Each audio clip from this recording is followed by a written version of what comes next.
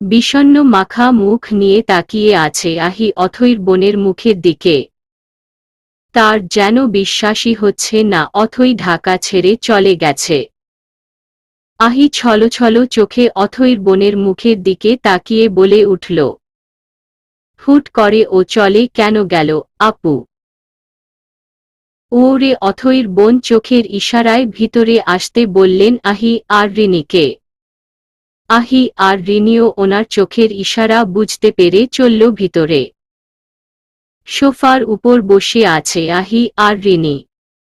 তাদের সামনেই কিছু খাবার রাখা, কিন্তু আপাতত খাবারের ওপর বিন্দুমাত্র আগ্রহ নেই আহি রিনির। তারা দুজনেই অথৈর চলে যাওয়া নিয়ে ভীষণ আপসেট। কেউ ভাবতেই পারে নি অথৈ এইভাবে না বলেই চলে যাবে। এরই মধ্যে সিঁড়ি বেয়ে নিচে নামল অথৈর বোন, হাতে একটা চিঠি নিয়ে এসে এগিয়ে দিল সে আহি আর রিনির দিকে। তারপর বললেন, এটা ও যাওয়ার সময় তোমাদের দিতে বলেছিল, হয়তো ও জানতো তোমরা আসবে। এতটুকু বলে আহির হাতে দিল সে চিঠিটা। আহিও তেমন কিছু না ভেবে হাতে নিল চিঠিটা, তারপর বলল, ঠিক আছে আপু, আজ তবে আসি আমরা। সে কি, তোমরা তো কিছুই খেলে না। আবার অন্য আরেক দিন এসে খাবো, এখন আমরা আসি আপু, রিনি। অতঃপর ওরা আর না দাঁড়িয়ে চলে গেল অথৈদের বাড়ি থেকে। চলন্ত গাড়িতে চুপচাপ বসে আছে আহি, তার পাশেই রিনি। দুজনেই চুপচাপ, কারো মুখেই কোনো কথা নেই। আহির হাতে রয়েছে অথৈর লিখে যাওয়া চিঠি। আহি জোরে এক নিঃশ্বাস ফেলে পড়তে শুরু করল চিঠিটা। প্রথমেই লেখা, প্রিয় আহি, আমি জানি তুই হয়তো আমার ওপর ভীষণ রেগে আছিস। বিশ্বাস কর, আমি কখনো ভাবিনি আমার জীবনে এমন একটা পরিস্থিতি তৈরি হবে। আমি কল্পনাও করতে পারিনি নীরব তোর বদলে আমায় প্রপোজ করবে। বিশ্বাস কর, আমি কখনোই ওনাকে সেই চোখে দেখিনি। তারপরও সেদিন যখন তুই ভার্সিটির পিছনে বসে রিনিকে ধরে কাঁদছিলি, তখন কেন যেন নিজেকে বড্ড অপরাধী মনে হয়েছিল।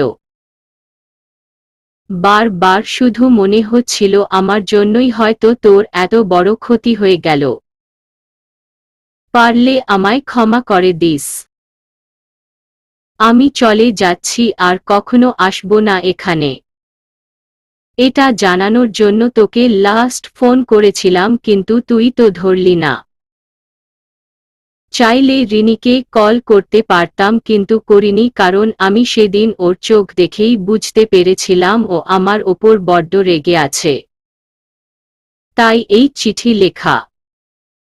অবশেষে বলবো, তুই, নীরব, রিনি, মীরা আপু সহ আরও যারা আমার বন্ধু ছিলি, তোরা সবাই ভালো থাকিস। তোদের সাথে কাটানো এই কটা দিনই আমার জীবনে স্মরণীয় হয়ে থাকবে। তোদের খুব মিস করব রে। আবারও বললাম, পারলে ক্ষমা করে দিস আমায়। আর হ্যাঁ, আমায় খুঁজতে আসিস না আবার, আমি আর ফিরব না। ইতি অথৈ। অথৈর লেখাগুলো পড়ে আহি রিনি দুজনেরই বেশ খারাপ লাগল। তারা ভাবতেও পারে নি দুদিনের মধ্যেই অথৈ এইভাবে সব ছেড়ে ছুড়ে চলে যাবে। যতই হোক, যা কিছু হয়েছে তাতে অথৈর কোনো দোষ ছিল না। আহি আনমনেই মন খারাপ নিয়েই বলে উঠল, এটা ঠিক হলো না। রোদ্দুরের চিক চিক করা দুপুরের আলোতে আনমনেই একটা খোলা মাঠের পাশ দিয়ে হাঁটছে আহি। অথৈর জন্য বড্ড খারাপ লাগছে তার। অথৈ কাজটা একদমই ঠিক করেনি। কিছুক্ষণ আগেই রিনিকে বাসায় যেতে বলে এখানে গাড়ি থামিয়েছে আহি। এর দুটো কারণ, এক, আর 1 ঘন্টার পরই সে হসপিটালে যাবে। আর 2, এই মুহূর্তে আহির বাড়ি যেতে মোটেও ইচ্ছে করছে না। তার উপর মন খারাপ, ইদানিং শুধু মন খারাপই হয় আহির। ছোট্ট দীর্ঘশ্বাস ফেলল আহি, কিছুই ভালো লাগছে না তার। হঠাৎই আহির চোখ যায় সামনে, ভীষণই অবাক হয়ে তাকিয়ে রয় সে, কারণ তার থেকে কিছুটা দূরেই আদ্রিয়ান কিছু বাচ্চা ছেলে মেয়েদের সাথে হাসাহাসি করছে, সাথে কানামাছি খেলছে। আহি যেন তার নিজের চোখকে বিশ্বাস করতে পারছে না, আদ্রিয়ানের অমন রাগী চোখের আড়ালে এমন একটা বাচ্চামো ভাব লুকিয়ে আছে। আহি ভীষণ অবাক হয়েই আনমনে এগিয়ে চলল আদ্রিয়ানের দিকে। এদিকে আজ মা বাবার কথা মনে করে মনটা হালকা খারাপ থাকায় গাড়ি নিয়ে বেরিয়েছিল আদ্রিয়ান। তখনই এই খোলা মাঠের একটা গাছের পাশে বেঞ্চে বসেছিল সে, আর তখনই দেখা হয় তার সাথে কতগুলো বাচ্চাদের। কানামাছি খেলছিল তারা, আর সেই সব বাচ্চাগুলোর মধ্যে একটা মেয়ে এসে হাসামাখা মুখ নিয়ে আদ্রিয়ানকে জিজ্ঞেস করে সেও তাদের সাথে খেলবে কিনা। আদ্রিয়ান মেয়েটির হাসিমাখা মুখ দেখে কেন যেন মানা করতে পারে নি, তাই সেও চলে যায় ওদের সাথে।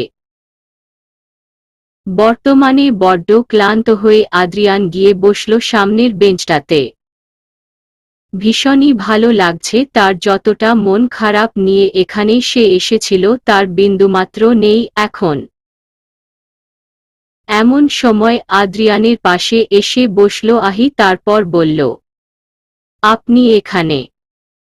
হুট করেই কেমন আহির কণ্ঠের মতো মেইলি কণ্ঠ কানে আসতেই আদ্রিয়ান ফিরে তাকালো পাশে, সত্যি সত্যি আহিকে তার পাশে দেখে অবাক হয়ে বলল সে, তুমি এই সময় এখানে কি করছো? ভার্সিটি যাওনি আজ? আদ্রিয়ানের কথা শুনে আহি আদ্রিয়ানের উপর থেকে দৃষ্টি সরিয়ে মাথা নিচু করে হালকা মন খারাপ নিয়ে বলল, তেমনটা নয়, ভার্সিটি গিয়েছিলাম কিন্তু ফুল টাইম না থেকে চলে এসেছি। কেন, শরীর ভালো নেই নাকি? না, তেমন কিছু নয়। তাহলে? আদ্রিয়ানের তাহলের উড় দিতে হালকা সংকোচ ফিল হলো আহির। আহিকে চুপ থাকতে দেখে আদ্রিয়ান কিছুক্ষণ চুপ থেকে বলল, ইটস ওকে, বলতে হবে না। আদ্রিয়ানের কথা শুনে আহি ছল ছল চোখে আদ্রিয়ানের দিকে তাকিয়ে বলল, আসলে অথই আমাদের ছেড়ে চলে গেছে। আহির কথা শুনে আদ্রিয়ান কিছুটা বিস্ময়ভরা কণ্ঠ নিয়ে বলল, অথই কে? আদ্রিয়ানের এবারের কথা শুনে কোনো সংকোচ ছাড়াই বলে উঠল আহি, নীরব ভাইয়া, যাকে ভালোবাসে। ওহ, কিন্তু এটা তো তোমার জন্য ভালো হয়েছে, অথই চলে গেছে। আদ্রিয়ানের কথা শুনে ভ্রুকুচকে আদ্রিয়ানের দিকে তাকিয়ে বলল আহি, কি সে ভালো হয়েছে শুনি? কেন, এখন তোমার আর নীরবের মাঝখানে কেউ থাকবে না? আপনার মাথা। হোয়াট? দেখুন, বেশি ওয়াট ওয়াট করবেন না, মনটা ভীষণ খারাপ, আর ও চলে গেলেই কি নীরব ভাইয়া আমায় ভালোবাসবে নাকি? শুধু শুধু আমার একটা বন্ধু কমে গেল। আমার ভীষণ কান্না পাচ্ছে ওর, এভাবে আমায় না বলে যাওয়া ঠিক হয়নি। তোমার কি সত্যি অথই চলে যাওয়ার জন্য খুব খারাপ লাগছে? আপনার কি আমার কথাগুলোকে মজা মনে হচ্ছে? না, তা নয়। তাহলে? Nothing nothing. ওরে আহি আর কিছু না বলে মন খারাপ নিয়ে চুপচাপ বসে রইল। এদিকে আদ্রিয়ান বেশ অবাক চোখে তাকিয়ে রইল আহির মুখের দিকে। এই মুহূর্তে আদ্রিয়ানের মনে হচ্ছে আহির মনটা ভীষণ ভালো, না হলে ওর জায়গায় অন্য কেউ থাকলে অথই চলে যাওয়াতে হয়তো ভীষণ খুশি হতো। কিন্তু আহি আনমনেই মুচকি হাসল আদ্রিয়ান। আদ্রিয়ানকে হাসছে এটা বুঝতে পেরে আহি আদ্রিয়ানের দিকে না তাকিয়েই বলে উঠল, আপনি হাসছেন কেন? না, কিছু না। এরপর কিছুক্ষণের জন্য নেমে আসে আহি আর আদ্রিয়ানের মাঝে নীরবতা। হঠাৎই এই নীরবতা ছিন্ন করে আনমনেই নিজের হাত এগিয়ে দিয়ে বলল Adrian, will be my friend. হুট করে আদ্রিয়ানের মুখে বন্ধুত্বের দাওয়াত শুনে আহি বেশ অবাক হয়ে তাকালো আদ্রিয়ানের দিকে। তারপর আদ্রিয়ানের হাতের দিকে তাকিয়ে বলল, কি, তুমি কি বুঝতে পারো নি আমি কি বলেছি? না তেমনটা নয়, আপনি আমার বন্ধু হবেন। আদ্রিয়ানের এবারের কথা শুনে বিস্ময় মাখা মুখ নিয়ে বলল আহি, সত্যি? তোমার কি আমার কথাগুলো মজা মনে হচ্ছে? হেসে উঠল আহি। তারপর সেও নিজের হাত এগিয়ে দিয়ে বলল, আর বকতে পারবেন না কিন্তু। ওরে মুচকি হাসল আদ্রিয়ান। সে নিজেও জানে না এই জিনিসটা আদ্রিয়ান কেন করল, কিন্তু তার কেন যেন আহির সাথে বন্ধুত্ব করতে খুব ইচ্ছে হল। রাজশাহীতে নিজের রুমে বসে আছে অথই। আজ দুদিন যাবৎ সে তার রুমেই আছে, কোথাও বের হচ্ছে না, সাথে কারো সাথে তেমন কথাও বলছে না। অথই এমনিতেও কথা কম বলা মানুষ, কিন্তু এখন যেন পুরোই চুপ হয়ে গেছে সে। দুজন প্রিয় বন্ধুকে হারিয়ে আজ তার বড্ড খারাপ লাগছে। এমন সময় তার রুমে ঢুকল অথইর মা। বিষণ্ণ মাখা মুখ নিয়ে বললেন উনি, তোর কি হয়েছে বল তো? আসার পর থেকেই দেখছি চুপচাপ বসে থাকিস, কারো সাথে কোনো কথা বলিস না। জানি তুই এমনিতেই চুপচাপ থাকিস, কিন্তু এবার যেন একটু বেশি। মায়ের কথা শুনে কিছুটা বিরক্ততা নিয়েই বলল অথই, আমার আবার কি হবে? কিছুই হয়নি। কিছুই যখন হয়নি তখন হুট করে চলে কেন আসলি? ভার্সিটি পছন্দ হয়নি নাকি? ভার্সিটি কেন পছন্দ হবে না মা? তাহলে কেন এসেছিস তুই? সামনে যে তোর পরীক্ষা। যে মেয়ে পড়াশোনা ছাড়া 2 মিনিট থাকতে পারে না সে হুট করে এইভাবে চলে আসলো। এখন তুমি কি চাও আমি আবার চলে যাই? রেগে? আরে রাগ করছিস কেন? যা, তোকে আর কিছু বলবো না। এখন শোন, যাবি কোথায়? যাব? তোর কাকা ফোন দিয়েছিল, লিলির বিয়ে ঠিক হয়ে গেছে পরশু, গায়ে হলুদ, তারপর বিয়ে, তোকে যেতে বলেছে, যাবি তুই? আমার ভালো লাগছে না, তোমরা যাও। এমন করস কেন? চল, লিলিও খুব খুশি হবে আর তোরও মনটা ভালো হয়ে যাবে। তুই না গেলে লিলিকে কি বলবো বল তো? মায়ের কথা শুনে অথই কিছুক্ষণ চুপ থেকে বলল, ঠিক আছে আমি যাব, কিন্তু আমায় নিয়ে যেন কোনো বাড়াবাড়ি না করে। আর কাকার শাশুড়ি, আই মিন লিলির নানু, যেন বিয়ে কবে করব এই নিয়ে একদম কোনো কথা না বলে। অথইর কথা শুনে অথইর মা খুশি হয়ে বলল, কেউ কিছু বলবে না, তাড়াতাড়ি ব্যাগ গুছিয়ে নে, আমরা বিকেলেই বের হব। বলেই চলে যায় অথইর মা আলমারির দিকে। তারপর আলমারির ওপর থেকে ব্যাগটা নামাতে নেয় সে, হঠাৎই পাশে থাকা একটা বড় বাক্সের সাথে বাড়ি লেগে বাক্সের ভিতর থেকে সব কাগজপত্র সাথে একটা লাল রঙের ডায়েরি পড়ে গেল নিচে। হুট করেই কিছু পড়ে যাওয়ার শব্দ কানে আসতেই অথই তার মায়ের দিকে তাকিয়ে বলল, এটা করলে তুমি মা? কিছু হয়নি, এক্সাইটিং। এ ব্যাগের সাথে বাড়ি লেগে বাক্সটা পড়ে গেছে। হঠাৎই আহির চোখ গেল লাল রঙের ডায়েরিটার দিকে।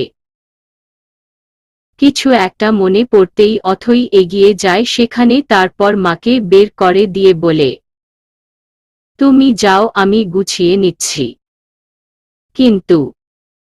কোনো কিন্তু নয়, তুমি যাও, আমি এগুলো একাই করে নিচ্ছি। বলেই এক প্রকার জোরপূর্বক মাকে বের করে দিয়ে দরজা আটকে দিল অথই। বিষণ্ণমাখা মুখ নিয়ে আস্তে আস্তে এগিয়ে চলছে অথই তার ডায়েরিটার দিকে। সাথে অনেক পুরনো কিছু স্মৃতি নিগড়ে বের হচ্ছে তার। বুকের ভিতর ধুকপুকানি যেন কয়েকশত বেড়ে চলছে তার। অথই একে একে নিচে পড়ে থাকা সব জিনিসপত্রগুলো গুছিয়ে রাখল বাক্সের মধ্যে। তারপর বাক্সটাকে নিচে রেখেই এগিয়ে যায় সে তার পড়ার টেবিলের দিকে। আনমনেই চেয়ার টেনে বসে পড়ে টেবিলের পাশ দিয়ে। দুপুরের রৌদ্রময়ী বাতাস আসছে জানালার কার্নিশ বেয়ে সাদা পর্দা ভেদ করে। অথই খুব আগ্রহ নিয়ে ডায়েরির প্রথম পাতাটা খুলল। শুরুতেই ডায়েরির প্রথম পাতায় একটা সুন্দর ছবি আঁকা, যেখানে রয়েছে একটা অল্প বয়সী ছেলে সাইকেল নিয়ে এগিয়ে আসছে সামনে। প্রকৃতিরা দুলছে বারংবার। চারপাশের গাছেরা ভর্তি করে আটকে রেখেছে তাকে। ফুলেরাও ঝরছে বেশ। বয়সটা তখন খুবই অল্প অথইর। 10 কি 11 বছর হবে তখন। প্রিয় কাকিমার বাড়ি বেড়াতে গিয়েছিল সে। পরন্ত বিকেল বেলা চারিদিকে বাতাস বইছে ভীষণ, রাস্তার চারপাশ জুড়ে ফুলেরা দুলছিস বারংবার। রাস্তার পাশেই একে বেঁকে চলছিল একটা নদী। নদীর তীরেই ছিল বসার জন্য ছোট্ট একটা বেঞ্চ। নদীর তীরের রাস্তার দিকটা জুড়ে ছিল রেলিং। এসবের ভিড়েই রাস্তার অন্যদিক জুড়ে ছিল একটা ছোট্ট টঙের দোকান। হাতে 5 টাকা নিয়ে কিছু লজেন্স কিনতে এসেছিল অথই। পরনে তার পেস্ট আর সাদার মিশ্রণের সুন্দর একটা ফ্রকও। লম্বা চুলগুলো খুলে সাদা রঙের হেয়ার বেন্ড দেওয়া। অথই সেদিন একাই এসেছিল টঙের দোকানে।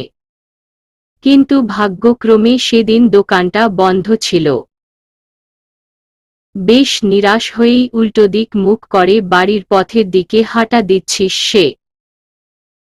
এমন সময় সাদা T shirt, S colour trouser সাথে চোখে মোটা ফ্রেমের চশমা পরে ছোট্ট সাইকেল চালিয়ে আসছিল একটা ছেলে।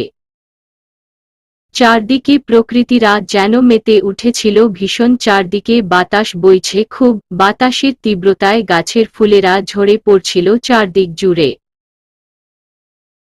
এমন সময় সামনের ছেলেটির চোখে কিছু একটা পড়তেই সাইকেলের ব্যালেন্স হারিয়ে ধারাম করে পড়ে যায় নিচে। হুট করে এমন কিছু দেখে খিল খিল করে হেসে ফেলে অথই। অন্যদিকে অথইকে হাসতে দেখে ছেলেটি সাইকেল নিয়ে আস্তে আস্তে উঠে দাঁড়ালো। তারপর বলল, এত হাসার কি আছে? ওরে সেদিন কিছুই বলেনি। অথই শুধু হাসতে হাসতে ছেলেটির দিকে তাকাতে তাকাতে চলে গিয়েছিল সে। তবে অথই সেদিন অতষ্ট না বুঝলেও এতটুকু বুঝতে পেরেছিল ছেলেটি খুব রাগ করেছিল তার উপর। এমনই প্রকৃতি ঘিরে সাইকেলে করে চড়ে আসা ছেলেটির ছবি এঁকেছিল অথই। যদিও সেটা খুব অস্পষ্টনীয়, কিন্তু প্রকৃতিটা রিয়েল ছিল, কারণ বেশ কয়েকবারই সেখানে গিয়েছিল অথই। তাই ছেলেটির ফেসের দিকটা অগোছালো হলেও চোখের চশমাটা আর প্রকৃতিটা বেশ এঁকেছে অথই। পুরো ছবিটায় একবার হাত বুলিয়ে মুচকি হাসল অথই। অথই ছোটবেলা থেকেই ছবি আঁকতে ভীষণ পারদর্শী ছিল। এর মধ্যে প্রকৃতির ছবি ছিল তার খুব প্রিয়। সুন্দর প্রকৃতি দেখলেই সেটা নিমিষেই একে ডায়েরি ভর্তি করতে ভীষণ পছন্দ করে সে। এরপর বেশ কয়েকটা পাতা উল্টালো অথই। হঠাৎই আর একটা আঁকা ছবির দিকে চোখ আটকে পড়ল অথইর। সাইকেল থেকে পড়ে যাওয়ার ঘটনার ঠিক 2 দিন পরেই অথই তার কিছু মেয়ে বন্ধুদের সাথে একটা আম গাছের নিচে দাঁড়িয়ে ছিল চুপচাপ, আর তার বন্ধুরা গাছের ওপর ঝুলে থাকা আমের দিকে ঢিল ছুঁড়তে ছিল। এমন সময় কিছু ছেলেদের নিয়ে জড়ো হয় সেই চশমা পরা ছেলেটিও। চশমা পরা ছেলেটির পাশে থাকা ছেলেদের মধ্যে একজন বলেছিল, ঢিল ছুঁড়ে আম ফেলা তোদের কাজ নয়। বলেই সেই ছেলেটি চটপট উপরে উঠে গাছে চড়ে বসে তারপর বলে, দেখলি এইভাবে গাছে উঠে আম পাড়তে হয়। এমন সময় সেখানে উপস্থিত হয় গাছের মালিক, ব্যাস সব কয়টায় ভয়ের চোটে পালালো। এদের মধ্যে অথই ছিল চুপচাপ দাঁড়িয়ে, কারণ সে বুঝতে পারে নি সবাই কেন দৌড়াচ্ছিল। অথইকে দৌড়াতে না দেখে চশমা পরা ছেলেটি এগিয়ে এসে বলল অথইকে, কি হলো, তুমি দৌড়াচ্ছ না কেন? ছেলেটির কথা শুনে অথই বলে উঠল, আমি দৌড়াবো কেন, আমি তো কিছু করিনি। এরই মধ্যে হাতে লাঠি নিয়ে এগিয়ে এসে বলল গাছের মালিক, এই বদমাইশ বাচ্চারা আমার গাছের আম চুরি করস খারা, আইজ তো গো একদিন কি আমার একদিন। বলেই তারে আসতে নিল মালিক। মালিককে আসতে দেখে চশমা পরা ছেলেটিও বেশি কিছু না ভেবে অথইর হাত ধরে দিল দৌড়। ততক্ষণে গাছের উপরে থাকা ছেলেটি 3টা আম পেড়ে গাছ থেকে নেমে ঝড়ের গতিতে দিল দৌড়। অথইর সেদিন প্রথম ভালো লাগা কাজ করছিল সেই চশমা পরা ছেলেটির ওপর। অথই সেই থেকে প্রায় দাঁড়িয়ে থাকত সেই চশমা পরা ছেলেটার জন্য, কিন্তু ছেলেটি আর আসত না। আম গাছের নিচে হাত ধরে দৌড়ে যাওয়া, এমনই এক দৃশ্য এঁকেছিল অথই। এরপর নানাভাবেই দেখা হতো দুজনের। কখনো পুকুর পাড়ে একসাথে বসে মাছ ধরতে, তো কখনো একসাথে খেলাধুলা করতে। এই রকমেরই ছোট বেলার ছবি এঁকেছে অথই। আর ছবিগুলোই ছিল অথৈরই অনুভূতির প্রমাণ। এমনই করতে করতে একদিন বিদায় জানিয়ে চলে আসলো অথই নিজের বাড়িতে। আর সেই ছেলেটাও চলে গিয়েছিল তার নিজেদের বাড়িতে। এরপরই যতবারই অথই গিয়েছিল তার কাকিমার বাড়িতে, একবারও দেখা হয়নি সেই ছেলেটার সাথে। সেই থেকে অথই এখনো অপেক্ষায় আছে সেই ছেলেটার। যদিও সে জানে না ছেলেটি এখন দেখতে কেমন, কি ছিল তার নাম, আর থাকতই বা কোথায়। আর ধীরে ধীরে তার সেই অনুভূতি মেশানো অপেক্ষাগুলো ভালোবাসায় বদলে গেল, কখন বুঝতে পারে নি অথই। একে একে সব স্মৃতিগুলো মনে পড়তেই দীর্ঘশ্বাস ফেলল অথই। কে জানে আদৌ আর কোনোদিন দেখা হবে কি না তাদের। এমন সময় দরজায় নক করল অথইর মা। বললেন তিনি, কি রে, গোছানো হয়নি তোর? হুট করে মায়ের কণ্ঠ কানে আসতেই হকচকিয়ে উঠল অথই। চটজলদি ডায়েরিটাকে টেবিলের উপর রেখে বলল সে, এই তো মা হয়ে এসেছে, তুমি তৈরি হও, আমিও তৈরি হয়ে আসছি। অথইর কথা শুনে অথইর মাও বলে উঠল, ঠিক আছে, তুই তাড়াতাড়ি তৈরি হয়ে আয়। তাড়াতাড়ি না বের হলে তোর কাকিমার বাড়ি যেতে দেরি হয়ে যাবে তো। কিছু হবে না, তুমি গিয়ে তৈরি হও। ঠিক আছে, তুইও তৈরি হয়ে বেরিয়ে আয়। ঠিক আছে মা। ওরে, আর অথইর মা কোনো জবাব দিলও না। মাকে আর কিছু বলতে না দেখে অথই বুঝতে পেরেছে তার মা চলে গেছে। তাই আর বেশি কিছু না ভেবে সেও চটজলদি ব্যাগ গুছিয়ে হালকা তৈরি হয়ে চোখে চশমাটা লাগিয়ে বেরিয়ে গেল রুম থেকে। আর রয়ে গেল টেবিলে ওপর তার অনুভূতি মিশ্রিত ডায়েরিটা। দুপুরের রোদ্দুরেরা চলে যাচ্ছে এখন, সাথে হালকা হালকা তাদের ছোঁয়া দিয়ে যাচ্ছে অথইর অনুভূতি মিশ্রিত ডায়েরিটাকে। বাচ্চাদের সাথে হুড়োহুড়ি সাথে কানামাছি খেলছে আহি আর আদ্রিয়ান। কয়েক মুহূর্ত আগেই এক বাচ্চার ডাক শুনে আহি আদ্রিয়ান দুজনই চলে আসে ওদের সামনে। তারপর আর বেশি কিছু না ভেবে তারাও খেলতে শুরু করল। বর্তমানে আহির চোখ বাঁধা আর বাকিরা ছোটাছুটি করছে আহির চারপাশ জুড়ে। এমন সময় আদ্রিয়ানের ফোনটা বেজে উঠল, তাই সেও সবার থেকে কিছুটা দূরে দাঁড়িয়ে কথা বলতে লাগল। আর আহি বেচারি চারপাশে ঘুরতে লাগলো কারণ সে কাউকেই ধরতে পারছে না। হঠাৎই আহি হাঁটতে হাঁটতে চলে যায় আদ্রিয়ানের কাছে। কারো উপস্থিতি টের পেতেই আহি ঝাঁপতে জড়িয়ে ধরল আদ্রিয়ানকে, তারপর হাসি মাখা মুখ নিয়ে বলল সে, ধরে ফেলেছি। হুট করে আহির এমন কাজে চমকে উঠল আদ্রিয়ান। পরক্ষণেই আহির হাসিমাখা মুখ দেখে চোখ আটকে যায় তার। আনমনেই তাকিয়ে রয় সে আহির মুখের দিকে। এমন সময় সব বাচ্চারা ওদের দিকে এগিয়ে এসে লাফাতে লাফাতে বলে উঠল,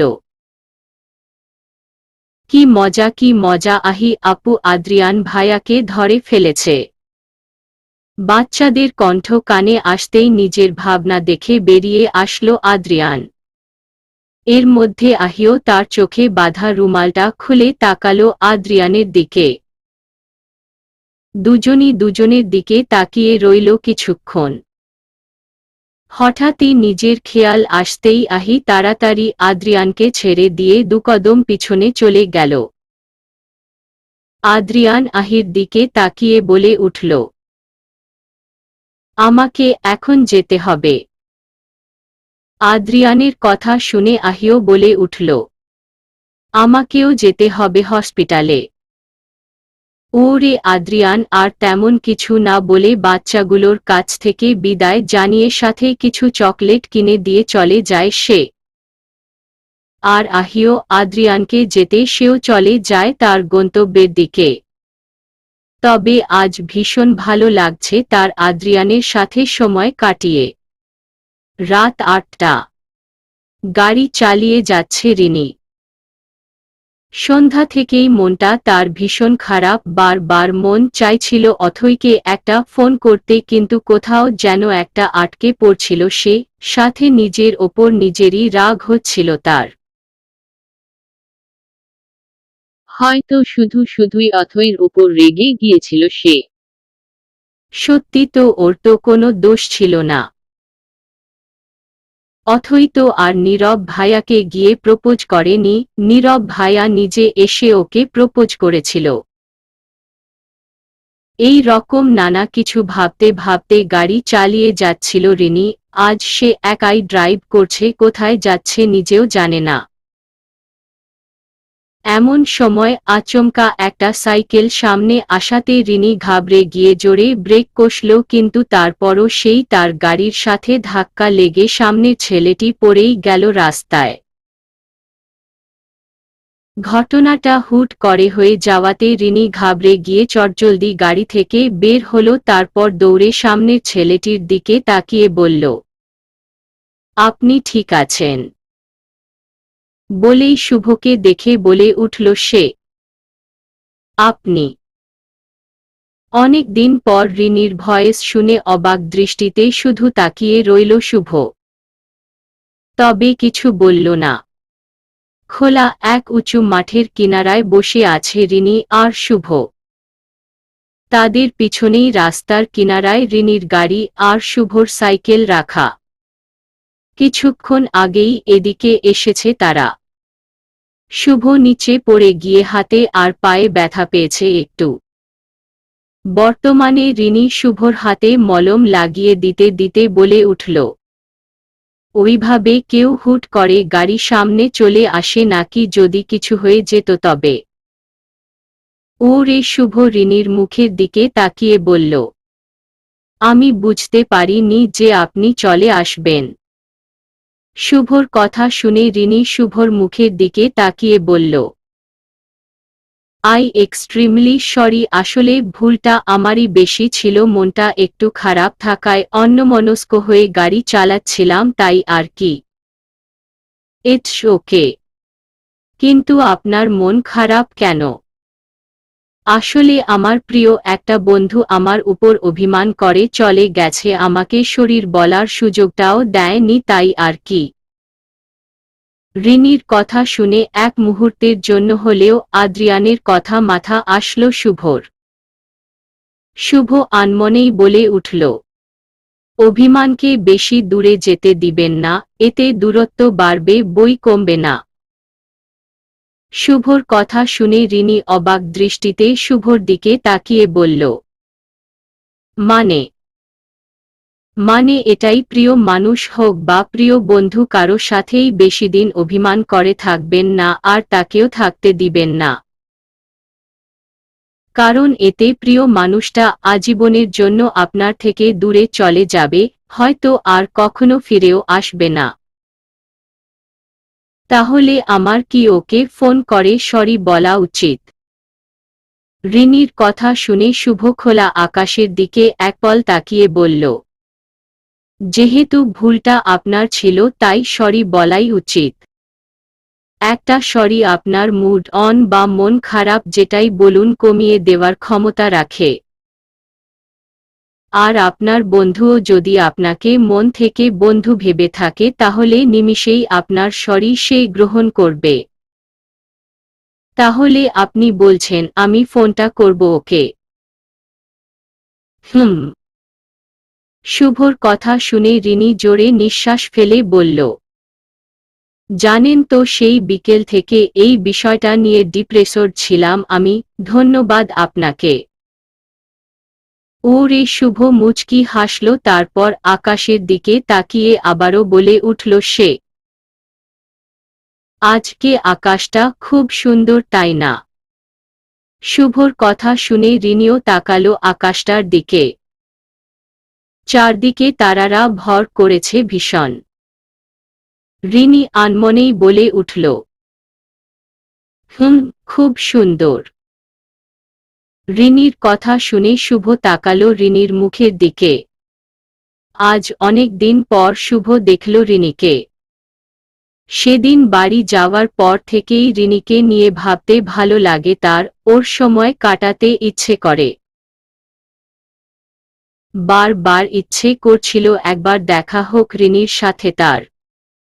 জ্বরে ঘোরেও বার রিনির কথাই মনে পড়ছিল শুভ। সেই শুভর মুখ চেপে ধরা মুহূর্তটা যেন শুভর চোখের সামনে ভাসে। যেন রিনিতে পাগল হয়ে যাচ্ছিল সে। প্রচণ্ড বিরক্ত তার অস্থিরতা নিয়েই বাড়ি থেকে বেরিয়েছিল। অন্যমনস্ক হয়ে সাইকেল নিয়ে যাচ্ছিল শুভ। কিন্তু তার এই অন্যমনস্কই যে রিনির সাথে দেখা করাবে এটা ভাবতে পারেনি শুভ। শুভ আনমনেই রিনির মুখের দিকে তাকিয়ে বলল, আমি কি তবে আপনায় ভালোবেসে ফেলেছি রিনি? হুট করেই শুভ মুখে কিছু শুনে রিনি শুভর দিকে তাকিয়ে বলল, কি? সাথে সাথে ঘাবড়ে গেল শুভ। মাথায় একটা কথাই বাজছে তার। শুনে ফেলল নাকি? ঘাবড়ানো মুখ নিয়ে তাকিয়ে আছে শুভ রিনির মুখের দিকে। বুকের ভিতর এক অজানা ভয় কাজ করছে তার ভিতর, না জানি সত্যি রিনি তার কথা শুনে ফেলল নাকি। শুভকে নিজের দিকে তাকিয়ে থাকতে দেখে আবারও বলে উঠল রিনি, আপনি কি এইমাত্র আমার নাম নিয়ে কিছু বলেছেন? রিনির কথা শুনে হালকা কাঁপা কাঁপা গলায় বলে উঠল শুভ, না হ্যাঁ না আসলে না কিছু বলিনি, শুধু বলেছি আকাশটা খুব সুন্দর আজকের তাই না রিনি? ওহ না আমি জানো অন্য কিছু শুনলাম এনিভে এখন আমায় যেতে হবে। ওহ ওকে। আপনি যাবেন না? যাব আপনি যান। Okay bye and thank you for your advice. It's okay. ওরে রিনি আর কিছু না বলে চলে যায় তার গাড়ির কাছে। তারপর গাড়ির ভিতর ঢুকে সিট বেল্ট লাগিয়ে হাত নাড়িয়ে আর একবার শুভকে বাই জানিয়ে চলে যায় সে। শুভ কিছুক্ষণ রিনির যাওয়ার পানে তাকিয়ে থেকে আবার দৃষ্টি রাখে আকাশপথে। তারপর জোরে এক নিঃশ্বাস ফেলে প্রচণ্ড ভয় পেয়েছিল সে। না জানি তার কথাটা শুনলে রিনি কি করত। পরের দিন সকালে মাকে বিদায় জানিয়ে ভার্সিটির উদ্দেশ্যে বের হয় আহি। যাওয়ার আগে একবার সে তাকিয়েছিল তিনতলায় ওঠা সিঁড়ির দিকে। আজ প্রায় 4 দিন হয়ে গেল আহি একবারও দেখতে পায়নি নীরবকে। সেই ছাদে বসে যে নীরবের সাথে কথা হয়েছিল তার সাথে তারপর আর দেখা হয়নি। তবে আহি বেশ বুঝতে পেরেছে অথই চলে যাওয়ার জন্যই নীরব ভায়া আপসেট। কারণ সেদিন আন্টি বলেছিল নীরব ভায়া নাকি 2 দিন যাবৎ রুম থেকেই বের হয় না।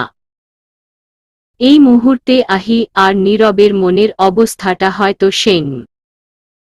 আর বেশি ভাবল না আহি। নীরবের কথা ভাবলেই একটা অস্থিরতা আর খারাপ লাগা কাজ করে তার ভিতর। আহি জোরে শ্বাস ফেলে সিঁড়ি বেয়ে নিচে নামতে লাগল। এমন সময় হুট করে তার সামনে চলে আসলো নীরব। ধাপ করে আচমকা নীরবকে দেখে চমকে উঠল আহি, সাথে বুকের ভিতর ধুকপুকানি বেড়ে গেল তার। আহি তাকালো নীরবের মুখের দিকে। একদমই অন্যমনস্ক আর অগোছালো লাগছে নীরবকে। আহি বেশ বুঝতে পেরেছে নীরবের এমন অবস্থা কেন। আহি হালকা হেসে বলল নীরবকে, কেমন আছো ভাইয়া? ভালো। তুই? ভালো। তোমায় তো দেখাই যায় না, সারাদিন থাকো কোথায়? আহির কথা শুনে হালকা হেসে বলল নীরব, আর বলিস না, পড়াশোনার জন্য রুম থেকে বের হওয়াই হয় না। আহি নীরবের কথার ধরন দেখে বেশ বুঝতে পেরেছে নীরব মিথ্যে কথা বলছে। আহি হালকা হেসে বলল নীরবকে, ওহ, তা এখন যাচ্ছ কোথাও নাকি ফিরছ? দুটোই। আমার বহু বছর পুরনো এক বন্ধুর কাজিনের বিয়ে, সেখানে যাব আর কি। ওহ, তবে যেতে চাইনি বুঝলি, কিন্তু বন্ধুর জোরাজোরিতে যাওয়া লাগছে। যাও, কিছুদিন অন্য জায়গা থেকে ঘুরে আসলে তোমার মনটা ভালো থাকবে। আহির কথা শুনে নীরব বুঝতে পেরেছে আহি কিসের ইঙ্গিত দিচ্ছে তাকে। নীরব ছলছল চোখে তাকালো আহির চোখের দিকে। আহি তৎক্ষণাৎ তার দৃষ্টি সরিয়ে ফেলল নীরবের ওপর থেকে। তারপর নীরবের দিকে আর না তাকিয়েই চটজলদি বলে উঠল আহি, আমায় যেতে হবে ভাইয়া, আর তুমিও যাও, বাই। বলেই এক প্রকার দৌড়ে চলে আসলো আহি। হয়তো আর বেশিক্ষণ নীরবের সামনে থাকলেই তার চোখ বেয়ে পানি গড়িয়ে পড়াটা নীরব দেখে ফেলত। অন্যদিকে নীরব ঠিকই বুঝতে পেরেছে আহি কেন এইভাবে চলে গেল। আহির জন্য প্রচণ্ড খারাপ লাগছে নীরবের। সাথে নিজের জন্য। 2 দিন আগেই অথইর এক ক্লাসমেটের কাছ থেকে নীরব জানতে পেরেছে অথই ভার্সিটি ছেড়ে চলে গেছে। অথই চলে গেছে এটা জানার পর থেকেই খুব বাজে সময় যাচ্ছে তার, সাথে আহির জন্য খারাপ লাগছে। হয়তো আহিকে কষ্ট দেওয়ার জন্যই তাকেও কষ্ট পেতে হচ্ছে। কিন্তু সেই বা কি করত, সে তো আহিকে ভালোবাসে না। কখনো সেই নজরে ভাবেও নি আহিকে নিয়ে। ছোট্ট দীর্ঘ শ্বাস ফেলল নীরব, তারপর চটজলদি সিঁড়ি বেয়ে উপরে উঠতে লাগল সে। মন খারাপ নিয়েই আস্তে আস্তে হাঁটছে আহি। চোখের কোণে পানি ভর করেছে তার। ভীষণ জোরে কান্না পাচ্ছে আহির। কিন্তু এই মুহূর্তে রাস্তার মাঝখানে বসে কান্না করাটা মোটেও পসিবল নয়।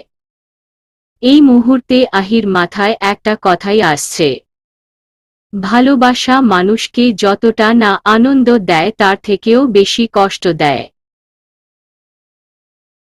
এতদিন নীরবকে দেখলেই এক অদ্ভুত অনুভূতি হতো আহির সাথে, অসম্ভব ভালো লাগা। কিন্তু আজ এই নীরবকে দেখলে যন্ত্রণা ছাড়া আর কিছুই হয় না আহির। চোখের কোণে পানিটা মুছে যেতে নিল আহি। এমন সময় হুট করেই তার সামনে এসে থামল একটা গাড়ি। হুট করে এমনটা হওয়াতে প্রচণ্ড ঘাবড়ে যায় আহি। পরক্ষণেই নিজেকে সামলে নিয়ে আস্তে আস্তে তাকায় সে গাড়ির দিকে। আহিকে গাড়ির দিকে তাকিয়ে দেখে আদ্রিয়ানো তার গাড়ির জানালাটা খুলে ফেলল।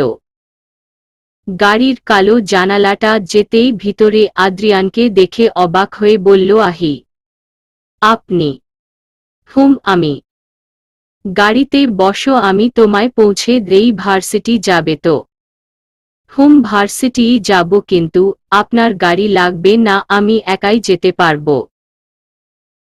তুমি এত কথা বলো কেন? বলো তো, গাড়িতে বসতে বলেছি, গাড়িতে বসো। কিন্তু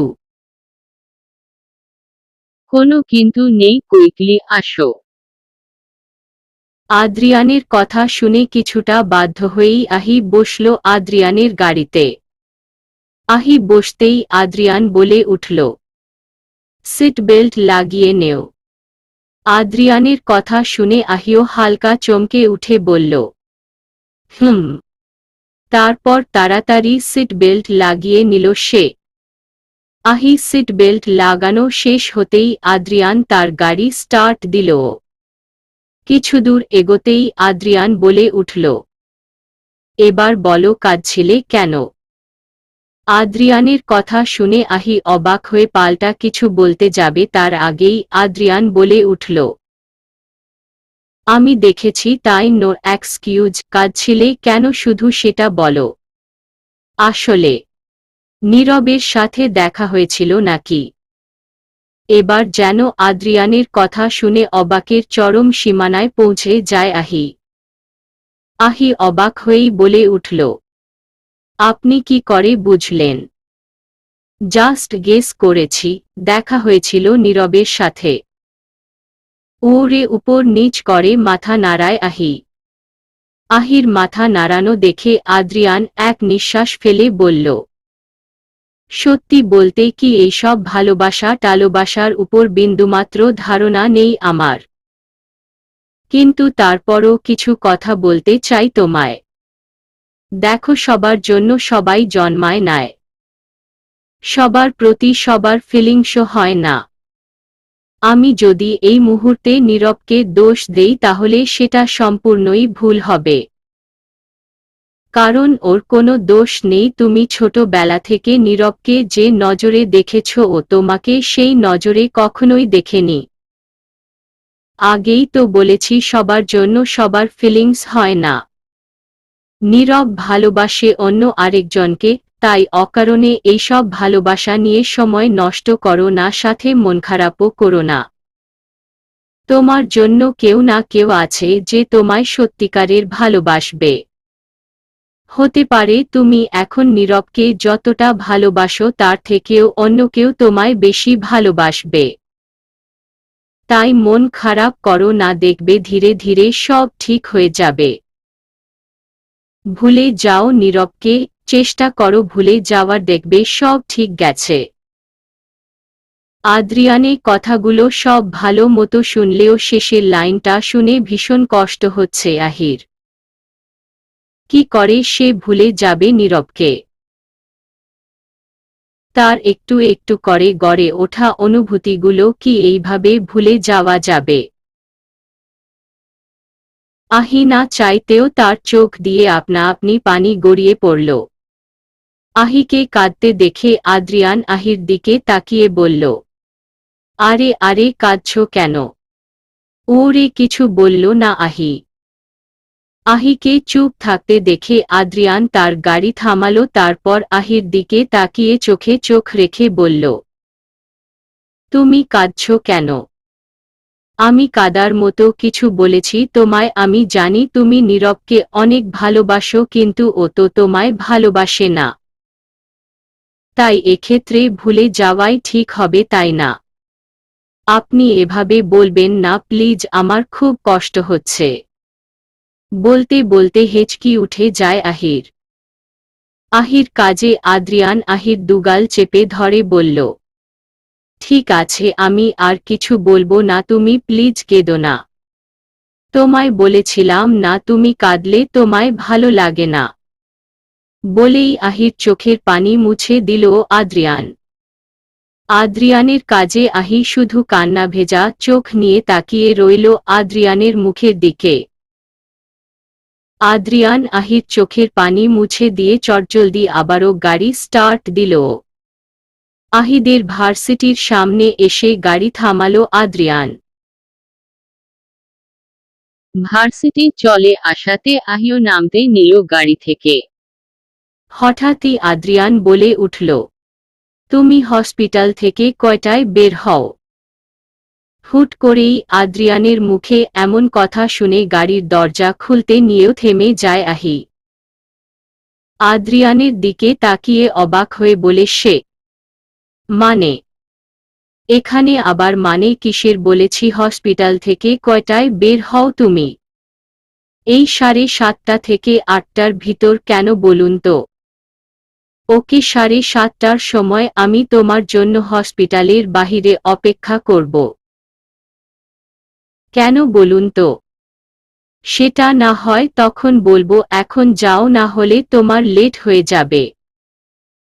ওরে আহি আর কিছু বলতে পারল না, গাড়ি থেকে নেমে যায় সে। আহি নামতেই আদ্রিয়ানো আর বেশিক্ষণ না দাঁড়িয়ে চলে যায়। কিছু কাজের জন্য এদিকটায় এসেছিল আদ্রিয়ান। কিন্তু হঠাৎই আহিকে এদিকে আসতে দেখে সাথে ওর চোখে দেখে বেশ বুঝতে পেরেছে আদ্রিয়ান আহি কোনো কারণে আপসেট। তাই তো গাড়ি থামিয়ে আহিকে গাড়িতে উঠানো। নীরবের বিষয়টা জাস্ট গেস করেই বলেছিল আদ্রিয়ান। তবে নীরব কানেক্টেড কোনো বিষয় নিয়েই কাজ ছিল আহি, এটা বেশ বুঝতে পেরেছিল আদ্রিয়ান। আর বেশি কিছু ভাবল না আদ্রিয়ান, চটজলদি গাড়ি নিয়ে এগোতে লাগল সে। দুপুরের কড়া রোদ্দুরে পেরিয়ে ছাউনি ভরা গাছেদের ভিড়ের ভিতর দিয়ে হাঁটছে অথই। কাল সন্ধ্যা রাতের দিক দিয়ে তার কাকিমার বাড়ি এসে পৌঁছেছে তারা। পুরো সকালটা ঘুমিয়েই কাটিয়েছে অথই। আর বর্তমানে অথই সেই রাস্তাটা দিয়েই যাচ্ছে যেখান থেকে প্রথম তার অনুভূতি ঘেরা চশমা পরা ছেলেটিকে দেখেছিল সে। গ্রিন কালার জর্জেট থ্রি-পিচ, খোলা চুল, হাতে হালকা পাতলা কিছু চুড়ি, সাথে চোখে চশমা পরে এগোচ্ছে অথই। আজও সে সেই টঙের দোকানের উদ্দেশ্যে হাঁটছে কিছু লজেন্স কেনার জন্য। আশেপাশের পরিবেশ তাকে বারবার সেই ছেলেটাকে মনে করিয়ে দিচ্ছে। যদিও এগুলো নতুন কিছু নয়, অথই যতবারই এখানে আসে ততবারই সেই ছেলেটাকে মনে পড়ে তার। সেই রাস্তা, সেই ফুলগাছ, সেই বাতাস, সেই নদীর তীর, সবকিছুই প্রায় একই রকমই আছে। অথই ছোট্ট শ্বাস ফেলে এগিয়ে গেল দোকানটার দিকে। কিন্তু আজও তার ভাগ্য খারাপ, কারণ দোকানটা বন্ধ। অথই বেশ হতাশ হয়ে বলল, আজকেও বন্ধ। ধুর, এই দোকানটা অলওয়েজ বন্ধই থাকে নাকি যখনই একা আসি তখনই বন্ধ? ধুর, ফালতু। বলেই বিরক্ত মাখা মুখ নিয়ে উল্টো দিক ঘুরে আবারও হাঁটা দিল অথই। এমন সময় আচমকা একটা জোরে বাতাস আসলো। বাতাসটা এতটাই তীব্র ছিল যে অথইর চোখে কিছু ধুলো ঢুকে যায়। চোখে কিছু যেতেই অথই তার চোখের চশমাটা খুলে চোখ ডলতে লাগল। এরই মাঝে তার উল্টো দিক দিয়ে সাইকেলের বেল বাজার শব্দ আসলো। অথই বেশ হতাশ হয়ে আস্তে আস্তে চোখ খুলে সামনে তাকালো। কেউ একজন সাইকেল চালিয়ে তার দিকেই আসছে। চোখে ধুলো পোড়ায় ঠিকভাবে ছেলেটির চেহারাটা দেখতে পারছে না অথই। পরপর কয়েকবার পলক ফেলে চোখের চশমাটা পরে আস্তে আস্তে চোখ মেলে তাকাতে লাগলো অথই। এবার সব স্পষ্ট দেখতে পাচ্ছে সে। অথই ধীরে ধীরে তাকাতে লাগলো সামনের ছেলেটির মুখের দিকে। ছেলেটির ফেস দেখেই থমকে গেল অথই। হতভম্ব হয়ে তাকিয়ে আছে অথই নীরবের দিকে, কারণ সাইকেলে করে আসা ছেলেটা আর কেউ নয়, আমাদের নীরব। অথই কল্পনাও করতে পারেনি এই মুহূর্তে এইখানে নীরব থাকবে। জাস্ট দাঁড়িয়ে আছে অথই। তার বিশ্বাসই হচ্ছে না এখানে সত্যি সত্যি নীরব এসেছে। এদিকে অথৈর মতো নীরবও বেশ অবাক হয়েছে অথৈকে দেখে। সে ভাবতেও পারেনি এখানে অথৈ থাকতে পারে। নীরবও অবাক হয়ে শুধু তাকিয়ে রইল অথৈর দিকে। আর এই তাকিয়ে থাকাটাই তার জন্য একটা বাজে ব্যাপার হয়ে দাঁড়ালো, কারণ নীরব অথৈকে দেখতে এতটাই মগ্ন ছিল যে সে যে সাইকেল চালাচ্ছে এটাই ভুলে গেছে। আর এই ভুলে যাওয়ার কারণে ধারাম করে সাইকেল নিয়ে নিচে পড়ে গেল নীরব। নীরবকে পড়ে যেতে দেখে অথৈ হাসবে না কাঁদবে ঠিক বুঝে উঠতে পারছে না। সে জাস্ট অবিশ্বাস্য চোখ নিয়ে তাকিয়ে আছে নীরবের দিকে, যেন রিপিট টেলিকাস্ট হচ্ছে এমন কিছু। হঠাৎই অথৈর হুঁশ আসতেই আস্তে আস্তে চলে যেতে লাগল সে। অন্যদিকে অথৈ চলে যাচ্ছে বিষয়টা দেখতেই নীরবও চটজলদি উঠে যেতে চাইল, কিন্তু পড়ে গিয়ে তার পাটা খুব বাজে ভাবে আটকে পড়েছে সাইকেলের সাথে। এই মুহূর্তে এই রাস্তাটাকে গালি ছাড়া আর কিছুই দিতে ইচ্ছে করছে না নীরবের। এই রাস্তাটা তার জন্য খুব বাজে। নীরবের মনে আছে এর আগেও বহু বছর আগে একবার এই রাস্তাটায় সাইকেল নিয়ে পড়েছিল সে। আর তখনও অথৈর মতো একটা মেয়ে দেখেছিল তাকে।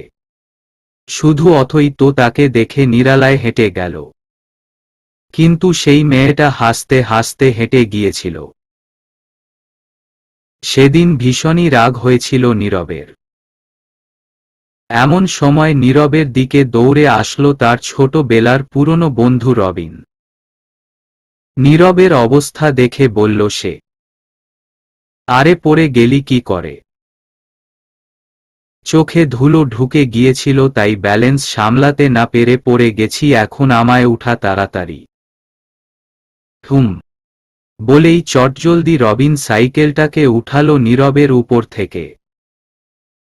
পায়ে কিছুটা ব্যথা পেয়েছে নীরব। রবিন নীরবকে ধরে নিয়ে বসালো সামনে থাকা একটা বেঞ্চে, তারপর বলল, ভাগ্যিস অথৈ বলেছিল আমায়, তাই তো দৌড়ে আসলাম এখানে। তুই চিনিস ওই মেয়েটাকে? হুম চিনব না কেন, ও তো লিলির চাচাতো বোন। আরে তোর মনে নেই ও আর তুই তো ছোটবেলায় একসাথে মাছ ধরতি, তারপর ওই যে মনে আছে আমের ঘটনাটা, মালিক চলে আসায় তুই ওর হাত ধরে দৌড়েছিলি। এবার যেন নীরব চরম বেগে অবাক, তার মানে সেদিনের সেই তাকে দেখে হাসা মেয়েটা অথৈ ছিল। নীরব অবাক হয়ে বলল রবিনকে, ওহ, আমি তো ওর কথা একদমই ভুলে গিয়েছিলাম, জাস্ট মনে পড়েছিল। ভুলে যাওয়ারই কথা, কত বছর আগের কথা বলতো। হুম তা অবশ্য ঠিক, আমার যতদূর মনে পড়ে ছোটবেলায় ও চশমা পরতো না। হুম আগে পড়তো না, এই কয়েক বছর আগে থেকেই পড়া শুরু করেছে। এখন চল বাড়ি যাই, কাল আবার লিলির গায়ে হলুদের অনেক কাজ আছে, আর তখনই না হয় তোর সাথে অথৈর পরিচয় করিয়ে দিব। নীরবের কথা শুনে মনে মনে খুব খুশি হল নীরব। আস্তে আস্তে বসা থেকে উঠে হাঁটতে হাঁটতে বলল সে, তুই বললি ও নাকি আমার কথা তোকে বলেছে, কিন্তু ও বুঝলো কিভাবে আমি তোর ফ্রেন্ড? আরে ওই তোকে খুঁজতে খুঁজতে এদিকে আসছিলাম, তখন আমি ওকে জিজ্ঞেস করেছিলাম কোনো চশমা পরা ছেলেকে দেখেছে কিনা, আর তখনই ও বলল তুই নাকি ঠ্যাং উল্টে সাইকেল নিয়ে পড়ে গেছিস। কি ঠ্যাং উল্টে? কোথায় পড়লাম তো। বলতে গিয়েও থেমে গেল নীরব। নীরবকে চুপ হতে দেখে বলল রবিন, কি হলো, থেমে গেলি যে? না কিছু না। উড়ে হালকা হাসল রবিন। রবিনকে হাসতে দেখে বলল নীরব, তুই হাসছিস কেন? না কিছু না। নীরবের চাহনি দেখে রবিন কিছু না বলে হাসতে হাসতে চলে গেল। আর নীরব শুধু রাগী দৃষ্টি নিয়ে তাকিয়ে রইল রবিনের মুখের দিকে। রাত ৮ বিসর্গ ০০টা। হসপিটালের কাজ সেরে কাঁধে ব্যাগ ঝুলিয়ে আস্তে আস্তে হসপিটাল থেকে বের হলো আহি। এরই মধ্যে তার চোখ যায় আদ্রিয়ানের গাড়ির দিকে।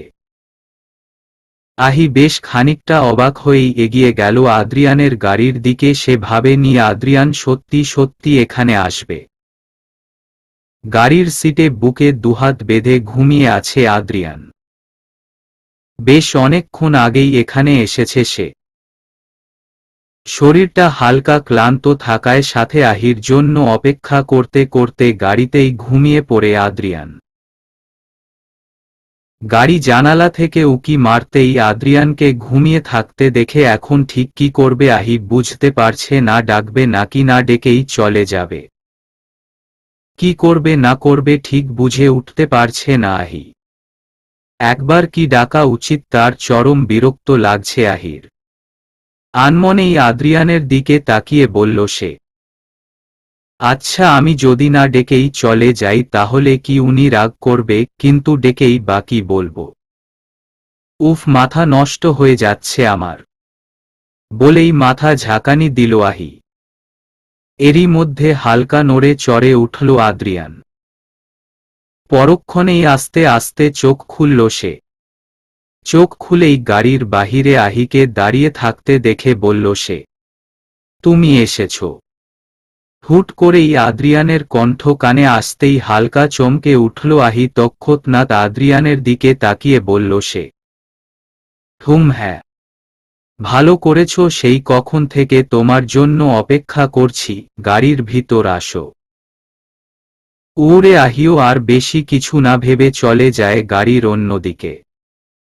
তারপর গাড়ির দরজা খুলে ভিতরে বসে সিট বেল্ট লাগিয়ে বলল সে, আমার জন্য অপেক্ষা কেন করছিলেন? উড়ে আদ্রিয়ান কিছুক্ষণ চুপ থেকে বলল, লং ড্রাইভে যাবে। আদ্রিয়ানের কথা শুনে আহি বেশ অবাক হয়ে বলল, মানে? রাতের জ্যোৎস্না ভরা আলোতে নিজের রুমে বসে আছে শুভ।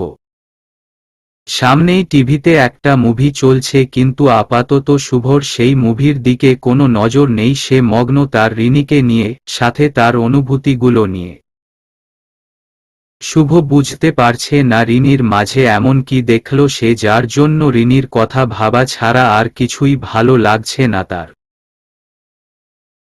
শুভর এখনো মনে আছে প্রথম যখন তার সাথে রিনির দেখা হয়েছিল, তাও ঝগড়ার মাধ্যমে ভার্সিটি বসে।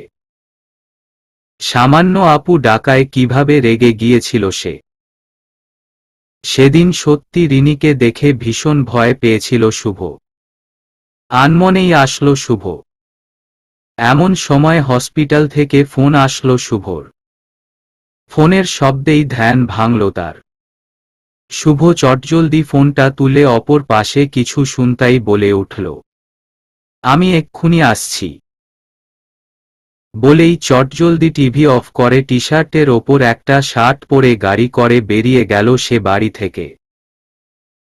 খোলা আকাশের নিচে শহর থেকে কিছুটা দূরে একটা উঁচু রাস্তার পুলের রেলিং ধরে দাঁড়িয়ে আছে আহি। আর তার পাশেই গাড়ির সাথে হেলান দিয়ে দাঁড়িয়ে আছে আদ্রিয়ান। কিছুক্ষণ আগেই এখানে এসেছে তারা। সাধারণত এখানে আসার মূল কারণ হল সকালে আহির মন খারাপের জন্য। মুক্ত বাতাস বইছে চারপাশে, এখান থেকে পুরো শহরটাকে খুবই ছোট আর সুন্দর দেখাচ্ছে। পুরো শহরটাই যেন আলোকিত দেখাচ্ছে এখান থেকে। যেন খোলা আকাশের মাঝে তারারা চিক চিক করছে, নিচে উপরে সত্যিকারে আকাশে তারারা জল জল করছে, আর নিচে শহরটা বিভিন্ন ইলেকট্রনিক আলোতে আলোকিত হওয়া বাতিতে চক চক করছে। আহি চোখ বন্ধ করে জোরে এক নিঃশ্বাস ফেলল। এরই মাঝে তার পাশে এসে দাঁড়ালো আদ্রিয়ান। আনমনেই বলে উঠল সে, জায়গাটা সুন্দর না? আদ্রিয়ানের কথা শুনে আহি চোখ বন্ধ করেই বলল, খুব।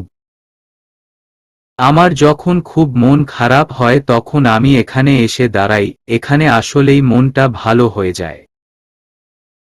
সকালে তোমার মন খারাপ ছিল, তাই ভাবলাম তোমাকেও এখানে একবার নিয়ে আসি, হয়তো তোমারও মন খারাপ চলে যাবে।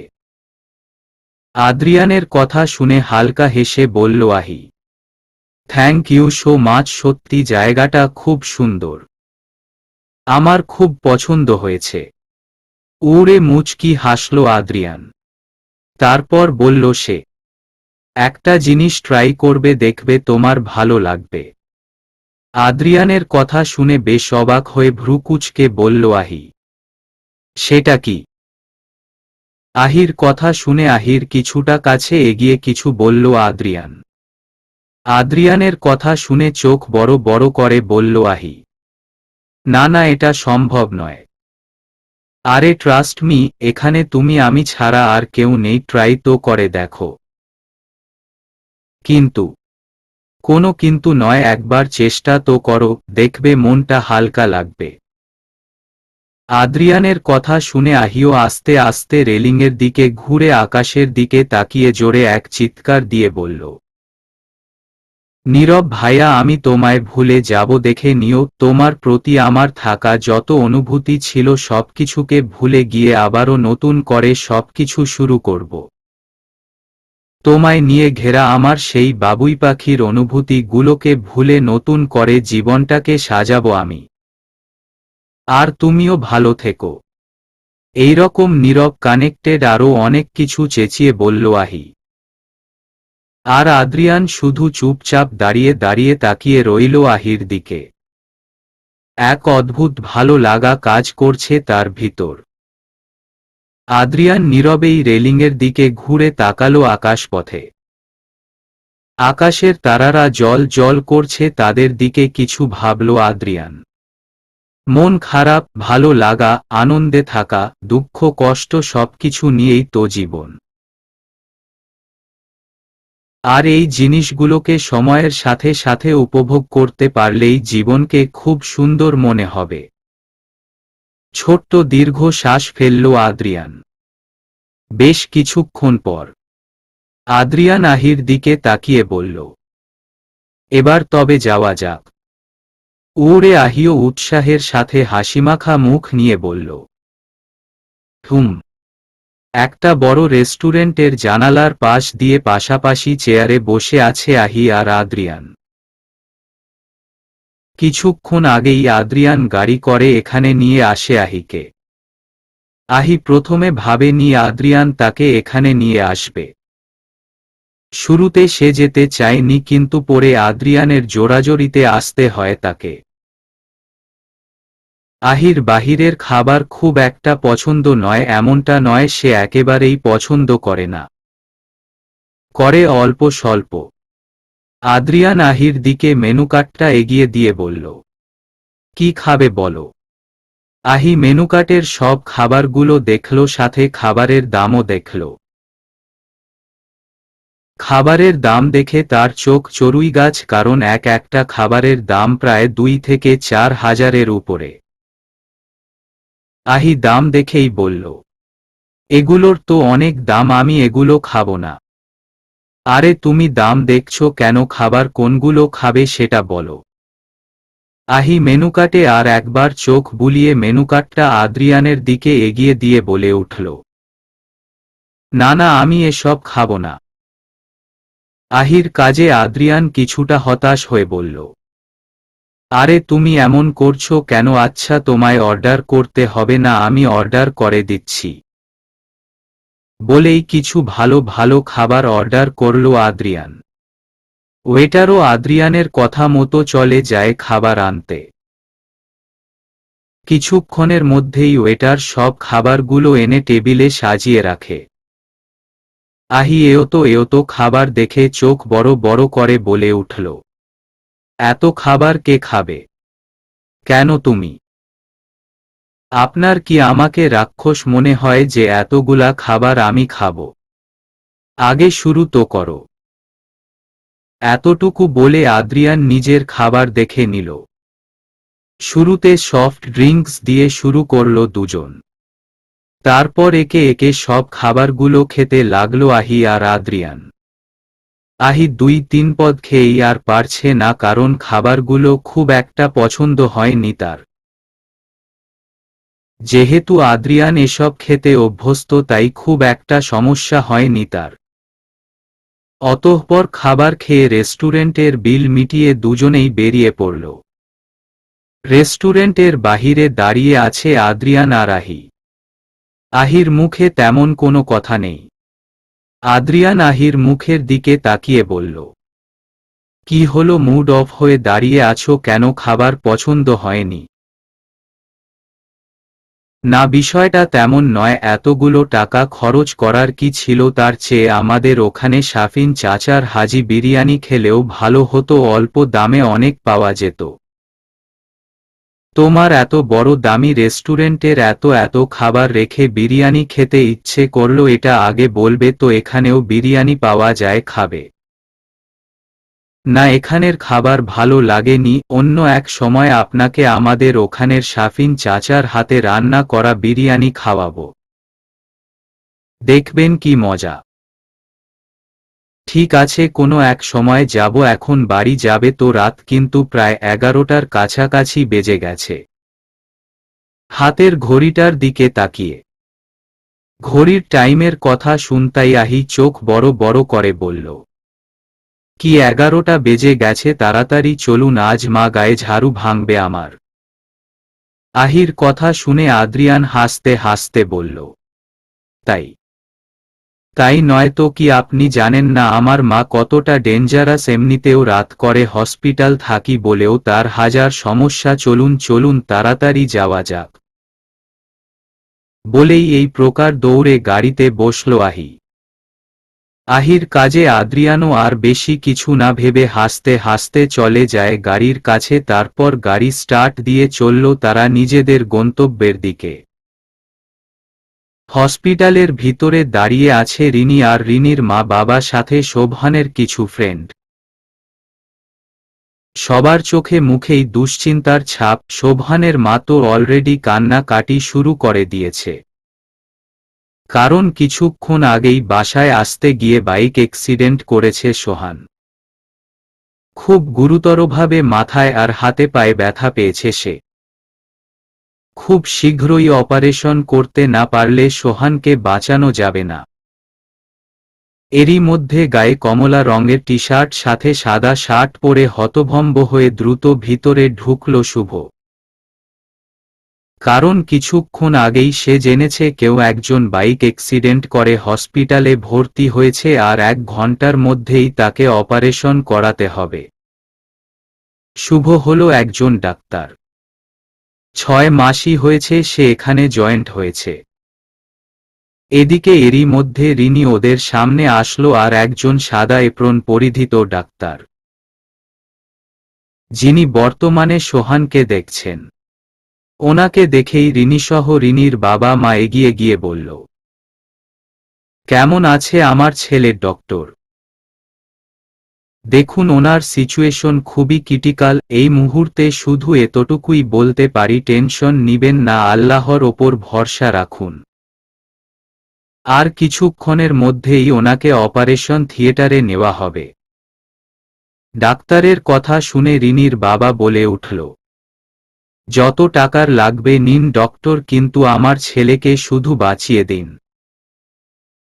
দেখুন, বাঁচা মরা সবই আল্লাহর হাতে, আর ওনার যে অবস্থা তাতে বাঁচার চান্স খুবই কম, তবে টেনশন নিবেন না, আমাদের এখানে সুযোগ্য একজন ডাক্তার আছে যিনি এই সব বিষয়ে খুবই ভালোভাবে হ্যান্ডেল করতে পারে। আমরা ফোন করেছি ওনাকে, কিছুক্ষণের মধ্যেই হয়তো চলে আসবে। বলতেই বলতেই সামনের দিক দিয়ে শুভকে নিজের দিকে আসতে দেখে বলে উঠলেন সেই ডাক্তার, ওই তো শুভ চলে এসেছে। শুভ নামটা কানে আসতেই কিছুটা অবাক হয়ে তাকালো রিনি সামনের ছেলেটির দিকে, এই ডাক্তার শুভই, ওই শুভ দেখেই চোখ ছানাবড়া রিনির। ওই ভীতু মার্কা সহজ সরল ছেলেটা একজন ডাক্তার, ভাবতেই কেমন লাগলো রিনির। আর সে কিনা সেদিন ভার্সিটি বসে এই ছেলেটার রাগের চোটে কলার চেপে ধরেছিল। রিনির ভাবনার মাঝেই শুভর সাথে কথা হয় রিনির বাবা মায়ের। শুভ বলে ফেলে, টেনশন নিবেন না, আল্লাহ উপর ভরসা রাখুন, সব ঠিক হয়ে যাবে। হঠাৎই শুভর চোখ যায় রিনির দিকে। এতক্ষণ সে খেয়াল করেনি রিনিকে। শুভ রিনিকে দেখে বলে উঠল, উনি শুভর কথা শুনে রিনির বাবা বলে উঠল, ও আমার ছোট মেয়ে, মানে পেশেন্টের ছোট বোন। ওহ। এতটুকু বলে শুভ চলে যায় ভিতরে, তাকে তৈরি হতে হবে। অতঃপর কিছুক্ষণের মধ্যেই গায়ের পোশাক চেঞ্জ করে গায়ে ডাক্তারি পোশাক পরে হাতে মাস্ক নিয়ে বেরিয়ে আসলো শুভ। শুভকে দেখে জাস্ট হা হয়ে তাকিয়ে রইল রিনি, তার এখনো বিশ্বাস হচ্ছে না শুভ একজন ডাক্তার। তারপর কিছুক্ষণের মধ্যেই সোহানকে নিয়ে ঢোকা হলো অপারেশন থিয়েটারে। শুভ ভিতরে ঢোকার আগে এক পলক রিনির দিকে তাকিয়ে চটজলদি মুখে মাস্ক পরে ঢুকে পড়ল ভিতরে। সবাই ঢুকতেই থিয়েটারের দরজা বন্ধ করে বাহিরের দেয়ালের উপরে জ্বালিয়ে দেওয়া হলো লাল বাতি। খুব টেনশন মাখা মুখ আর অস্থিরতা নিয়েই বসে আছে সবাই। রিনিরও কান্না পাচ্ছে ভীষণ, ভাইটার হুট করে এমন কিছু হবে ভাবতে পারেনি রিনি। ভাইয়ের সাথে কাটানো ছোটবেলার মুহূর্তগুলোর কথা বারবার মনে পড়ছে তার। রিনি বসে থাকতে না পেরে উঠে চলে যায় অন্যদিকে। ভীষণ কষ্ট হচ্ছে তার। আহিদের বাড়ি সামনে এসে গাড়ি থামালো আদ্রিয়ান। আহিও হাসিমুখে আদ্রিয়ানকে বিদায় সাথে ধন্যবাদ জানিয়ে চলে যায় ভিতরে। আর আদ্রিয়ানও বেশিক্ষণ না দাঁড়িয়ে চলে যায় তার নিজের বাড়ির দিকে। আজ তার ভীষণ ভালো লাগছে। ইদানিং আহির সাথে সময় কাটাতে ভীষণ ভালো লাগে আদ্রিয়ানের। আনমনেই মুচকি হেসে বলল আদ্রিয়ান, আমি কি তবে আহিকে পছন্দ করতে শুরু করেছি? কথাটা মাথায় আসতেই কেমন একটু লাগলো আদ্রিয়ানের। নিজের কথা শুনে নিজেই যেন অবাক আদ্রিয়ান। পরক্ষণেই নিজের মাথাটা ঝাঁকিয়ে বলল আদ্রিয়ান, ধুর, কি সব উল্টো পাল্টা জিনিস ভাবছি আমি। বলেই আহিকে নিয়ে আর কিছু না ভেবে চলল আদ্রিয়ান গাড়ি নিয়ে। অন্যদিকে বাড়ির কলিং বাজাতেই আহির ফোনটা বেজে উঠল। উপরে রিনির নাম্বার দেখে ফোনটা তুলে বলল আহি। হুম বল। উড়ে অপর পাশে রিনির কান্না ভেজা কণ্ঠের কথা শুনে থমকে গেল আহি। আহি হতাশা ভরা কণ্ঠ নিয়ে বলল, তুই টেনশন করিস না, আমি এক্ষুনি আসছি। এরই মধ্যে আহির মা এসে দরজা খুলে দিল। আহিকে কিছু বলবে তার আগেই আহি বলে উঠল, তোমার কথা পড়ে শুনবো মা, সোহান ভাইয়ার অ্যাক্সিডেন্ট হয়েছে, আমাকে এক্ষুনি যেতে হবে। কি করে হলো? তোমায় সব পড়ে বলবো মা। বলেই দৌড়ে বাড়ি থেকে বেরিয়ে গেল আহি। আর আহির মা কিছু বলতে চেয়েও আর বলতে পারল না। ঘড়ির কাঁটায় প্রায় 1টার কাঁটায় ছুঁই ছুঁই। এখনো অপারেশন চলছে ভিতরে। ভয়ে হাত পা কাঁপছে সবার। যদিও সেটা কেউ বাহিরে বের করছে না, সবাই নিজেকে সামলে নিয়ে শক্ত হয়ে বসে আছে। আর রিনিও সবার থেকে কিছুটা দূরে চুপচাপ দাঁড়িয়ে আছে। এরই মধ্যে অপারেশন থিয়েটারের লাইট অফ হয়ে গেল। লাইট অফ হতেই সবাই এক প্রকার দৌড়ে দাঁড়ালো থিয়েটারের সামনে। না জানি ডাক্তার বেরিয়ে এসে কি বলবে তাদের। বলতে না বলতেই ধীরে ধীরে বের হলো শুভসহ বাকি সবাই। খুব যত্ন সহকারেই পুরো কাজটা করেছে তারা। সবার মুখে সাকসেসফুল হওয়ার হাসি। রিনির মা শুভর সামনে দাঁড়িয়ে বলল, কেমন আছে আমার ছেলেটা বাবা? শুভ মুচকি হেসে রিনির মায়ের দিকে তাকিয়ে বলল, সব ঠিক আছে, পেশেন্ট এখন বিপদমুক্ত। কাল সকালেই আপনারা ওনার সাথে দেখা করতে পারবেন। Thank you doctor. রিনির বাবা, ইটস ওকে আঙ্কেল বলেই চলে যায় শুভ। এবার আর রিনির দিকে তাকায়নি শুভ। শুভর কথা শুনে রিনির কান্না ভেজা মুখে হাসি ফুটে উঠল। এমন সময় সেখানে উপস্থিত হল আহি। রিনিসহ সবাইকে দাঁড়িয়ে থাকতে দেখে বলল সে, রিনি। আহির কণ্ঠ কানে আসতেই রিনি তাকালো আহির দিকে, তারপর ওর সামনে দাঁড়িয়ে বলল, দোস্ত তুই এসেছিস? হুম, কেমন আছে সোহান ভাইয়া? হুম, ভালো। ডাক্তার বলেছে কাল সকালেই ভাইয়ার সাথে দেখা করা যাবে। এতক্ষণ পর যেন রিনির কথা শুনে স্বস্তির নিঃশ্বাস ফেলল আহি। রিনি আহির দিকে তাকিয়ে বলল, জানিস ভাইয়ার অপারেশন কে করেছে? হুম, শুনবো তার আগে মাকে একটা ফোন করে নেই বুঝলি, টেনশন করছে হয়তো। বলেই মোবাইল হাতে অন্য সাইডে চলে যায় আহি। আর রিনিও পাল্টা কিছু না বলে চলে যায় তার মায়ের কাছে। সূর্যের কড়া রোদ্দুরের মাঝে জানালার পাশে কাঁথা মুড়ি দিয়ে ঘুমিয়ে আছে অথই। হঠাৎই মনে পড়ল তার কালকের দুপুরের কথা, নীরবকে দেখেছে সে। চোখের সামনে ভেসে আসলো তার সেই কালকের সাইকেল নিয়ে নীরবের পড়ে যাওয়ার দৃশ্য। সাথে ভার্সিটি বসে নীরব তাকে প্রপোজ করছে তার দৃশ্য। আহির কান্না ভেজা চেহারার কথা ভাবতেই হকচকিয়ে উঠল অথই। আজ লিলির গায়ে হলুদ। পুরো বাড়ি জুড়েই যেন বিয়ে বিয়ে গন্ধ বেরিয়ে গেছে। আজ সন্ধ্যায় হলুদ হবে আর কাল দুপুরে বিয়ে। বর্তমানে পুরো বাড়ি সাজগোছের তোড়জোড় পড়ে গেছে। সাধারণত বাড়ির সামনের বড় মাঠে প্যান্ডেল সাজানো হবে। বর্তমানে সেটা করতেই ব্যস্ত সবাই। এলেমেলোভাবে খোলা চুলে, সাদা রঙের থ্রি পিস সাথে চোখে চশমা পরতে পরতে সিঁড়ি বেয়ে নিচে নামছে অথই। সকালের ঘুমের রেশটা এখনো কাটেনি তার। মাত্রই ঘুম থেকে উঠে হালকা ফ্রেশ হয়ে রুম থেকে বের হয় অথই। পুরো বাড়িটাতে ফুলের সুবাসে ভরে আছে, সাথে পুরো বাড়ি জুড়েই ছড়িয়ে ছিটিয়ে আছে ফুল। সিঁড়ির রেলিংগুলোকেও সাজানো হয়েছে ফুল দিয়ে। অথই নিচে নেমে আশেপাশে খুঁজতে লাগলো তার মাকে। কিন্তু কোথাও তার মা নেই। হঠাৎই চোখ যায় অথইর লিলির ছোট বোন নীলুর দিকে। অথই ওর দিকে এগিয়ে গিয়ে বলল, নীলু, মা কোথায় রে? ছোট বাচ্চাদের সাথে খেলা করছিল নীলু। হুট করেই অথইর কথা শুনে বলল সে, কাকিমা তো আম্মুর সাথে বাহিরে গেছে। কি, কেন? ওই আপুর বরের জন্য কি জানি আনা হয়নি, সেটাই আনতেই গেছে।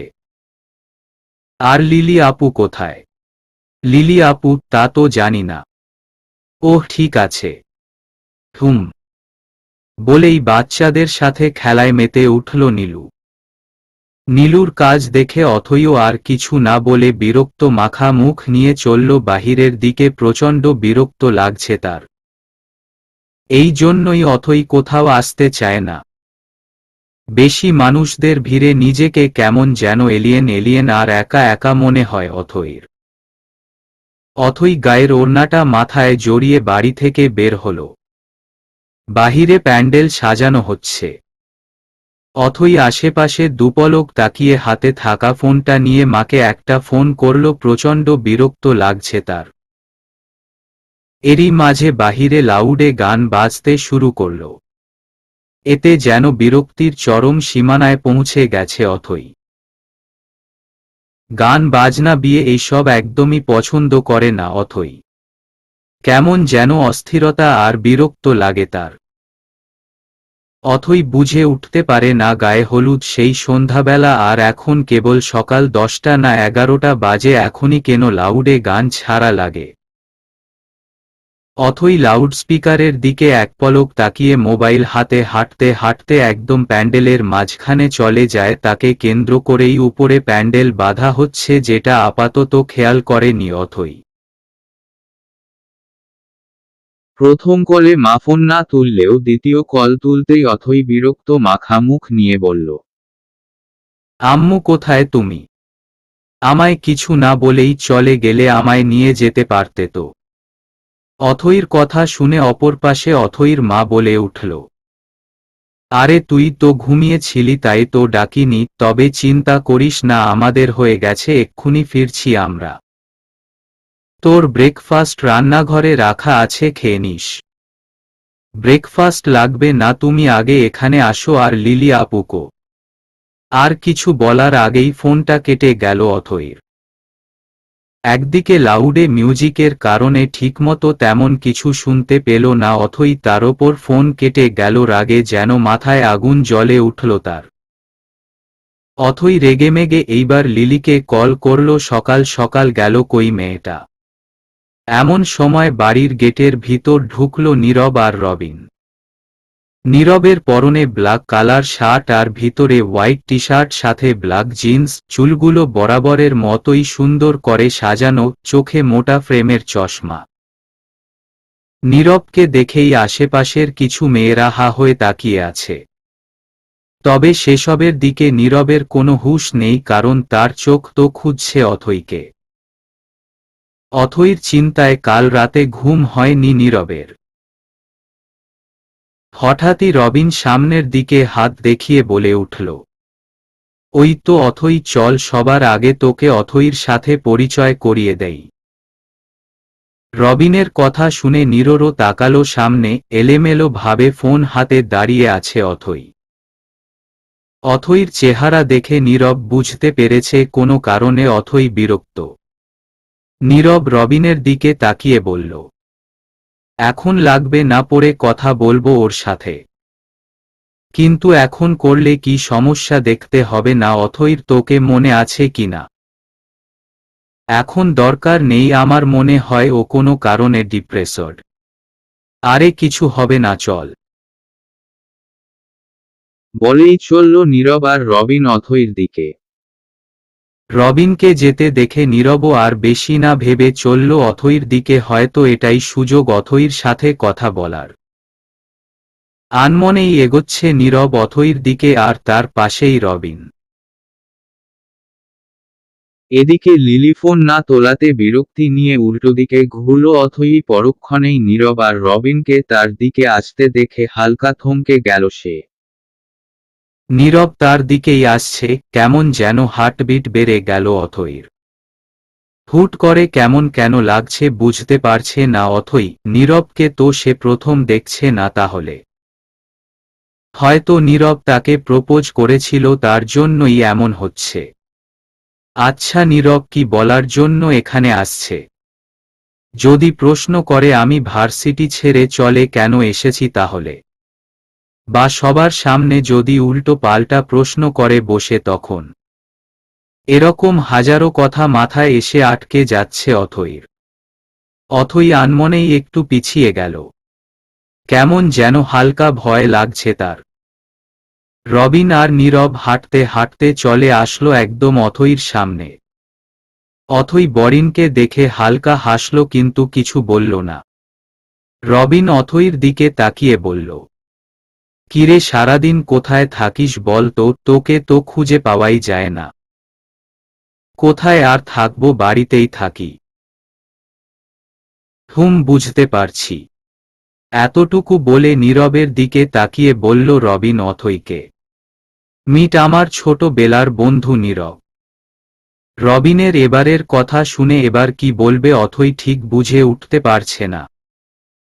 হালকা অস্বস্তিতা ফিল হচ্ছে অথইর। অথইর অবস্থা বুঝতে পেরে নীরব নিজেই বলে উঠল, কেমন আছো? নীরবের কণ্ঠ কানে আসতেই হালকা কেঁপে উঠল অথই। পরক্ষণেই নিজেকে সামলে নিয়ে বলল সে, জি ভালো, আপনি? ভালো। ওদের দুজনের কথা শুনে রবিন বলে উঠল, কি আপনি আপনি করছিস? তুই জানিস ওকে?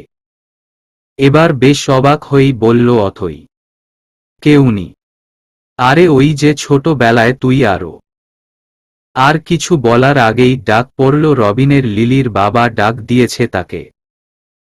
চাচার ডাক শুনে রবিনও আর কিছু বলতে না পেরে বলে উঠল, কাকা ডাকছে, তোরা দুজন কথা বল, আমি এক্ষুনি আসছি। উড়ে অথইকে কিছু বলার সুযোগ না দিয়েই চলে যায় রবিন। অন্যদিকে নীরব নীরবেই তাকিয়ে আছে অথইর মুখের দিকে। নীরবের চোখের দিকে এক পলক তাকিয়েও তাড়াতাড়ি চোখ নামিয়ে ফেলল অথই। অথইর কাজে হালকা হেসে বলল নীরব, আমার চোখের দিকে তাকাতেও কি ভয় হয় নাকি তোমার? নীরবের কথা শুনে হালকা ঘাবড়ানো মাখা কণ্ঠ নিয়ে বলল অথই। ভয় হবে কেন? তাহলে তাকাচ্ছ না কেন? নীরবের এবারের কথা শুনে নীরবের চোখে চোখ রাখল অথই, তারপর বলল, আহি কেমন আছে? মন ভেঙে দিল কি কেউ আর ভালো থাকে? ডোন্ট কেয়ার ভাব নিয়ে। নীরবের ডোন্ট কেয়ার ভাব নিয়ে কথা বলাটা ঠিক পছন্দ হচ্ছে না অথইর। অথই নিজেও সোজাসাপটা বলে দিল, মন ভাঙলে যখন কেউ ভালো থাকে না তাহলে মন ভাঙলেন কেন? তুমি কেন ভাঙলে? এবার যেন সত্যি সত্যি থমকে গেল অথই। তারপরও নিজেকে যথাসম্ভব স্বাভাবিক রেখে বলল অথই, কারণটা তো আপনাকে আগেই বলেছি। এই যে আহি আমায় ভালোবাসে তাই। না শুধু আহি ভালোবাসে তার জন্য নয়, আমি নিজেও আপনাকে ভালোবাসি না। জানি, কিন্তু এর পিছনে কারণ কি শুধু আহি? না আহি কেন হতে যাবে? তাহলে আমি আপনাকে এত প্রশ্নের উত্তর দিতে যাব কেন? আপনাকে আমার ভালো লাগে না, এটাই হলো আসল সত্যি। বলেই নীরবকে পাশ কাটিয়ে চলে যেতে নেয় অথই। এরই মাঝে ঘটল আর একটা ঘটনা। হুট করেই পায়ে কিছু বাজতে অথই গিয়ে পড়তে নিল নীরবের গায়ের ওপর। নীরবের পাশ দিয়েই ঝুলে ছিল একটা দড়ি, যেটা পুরো স্টেজের প্যান্ডেলটাকে কভার করে আছে। অথই নিজেকে বাঁচাতে সেই দড়ি ধরে দিল টান। সাথে সাথে স্টেজ জুড়ে সাজানো প্যান্ডেলের কাপড় খুলে পড়ল সোজা নীরব আর অথইর ওপর। হুট করে এমন কিছু হওয়াতে অথই নীরব দুজনেই পুরো হা হয়ে গেল। নীরব তো বুঝতেই পারল না কি হলো এইমাত্র। অতঃপর নীরব অথইকে সামলাতে না পেরে প্যান্ডেল সমেত অথইকে নিয়ে পড়ে গেল নিচে। নীরব নিচে, তার ওপরে অথই, আর তাদের উপরে বিয়ের প্যান্ডেল। আশেপাশের লোকজনও পুরো অবাক, কেউ কিছু বুঝতে পারেনি কি হলো এইমাত্র, আর কি করেই বা হলো এমন। হা হয়ে তাকিয়ে আছে নীরব অথই একে অপরের দিকে। হুট করে এমন কিছু হওয়ার জন্য কেউই প্রস্তুত ছিল না তেমন। এমন একটা বাজে পরিস্থিতি তৈরি হয়েছে দুজনের মধ্যে যে অথই চাইলেও উঠতে পারছে না নীরবের উপর দিয়ে। যতবারই উঠতে যাচ্ছে ততবারই প্যান্ডেলের ভারে আবার গড়িয়ে পড়ছে নীরবের উপর। নীরব অথইর কাজ দেখে বলে উঠল, কুল ডাউন, আমি দেখছি। বলেই আস্তে আস্তে তার হাত দিয়ে তাদেরকে জড়িয়ে থাকা প্যান্ডেলটাকে সরাতে লাগল নীরব।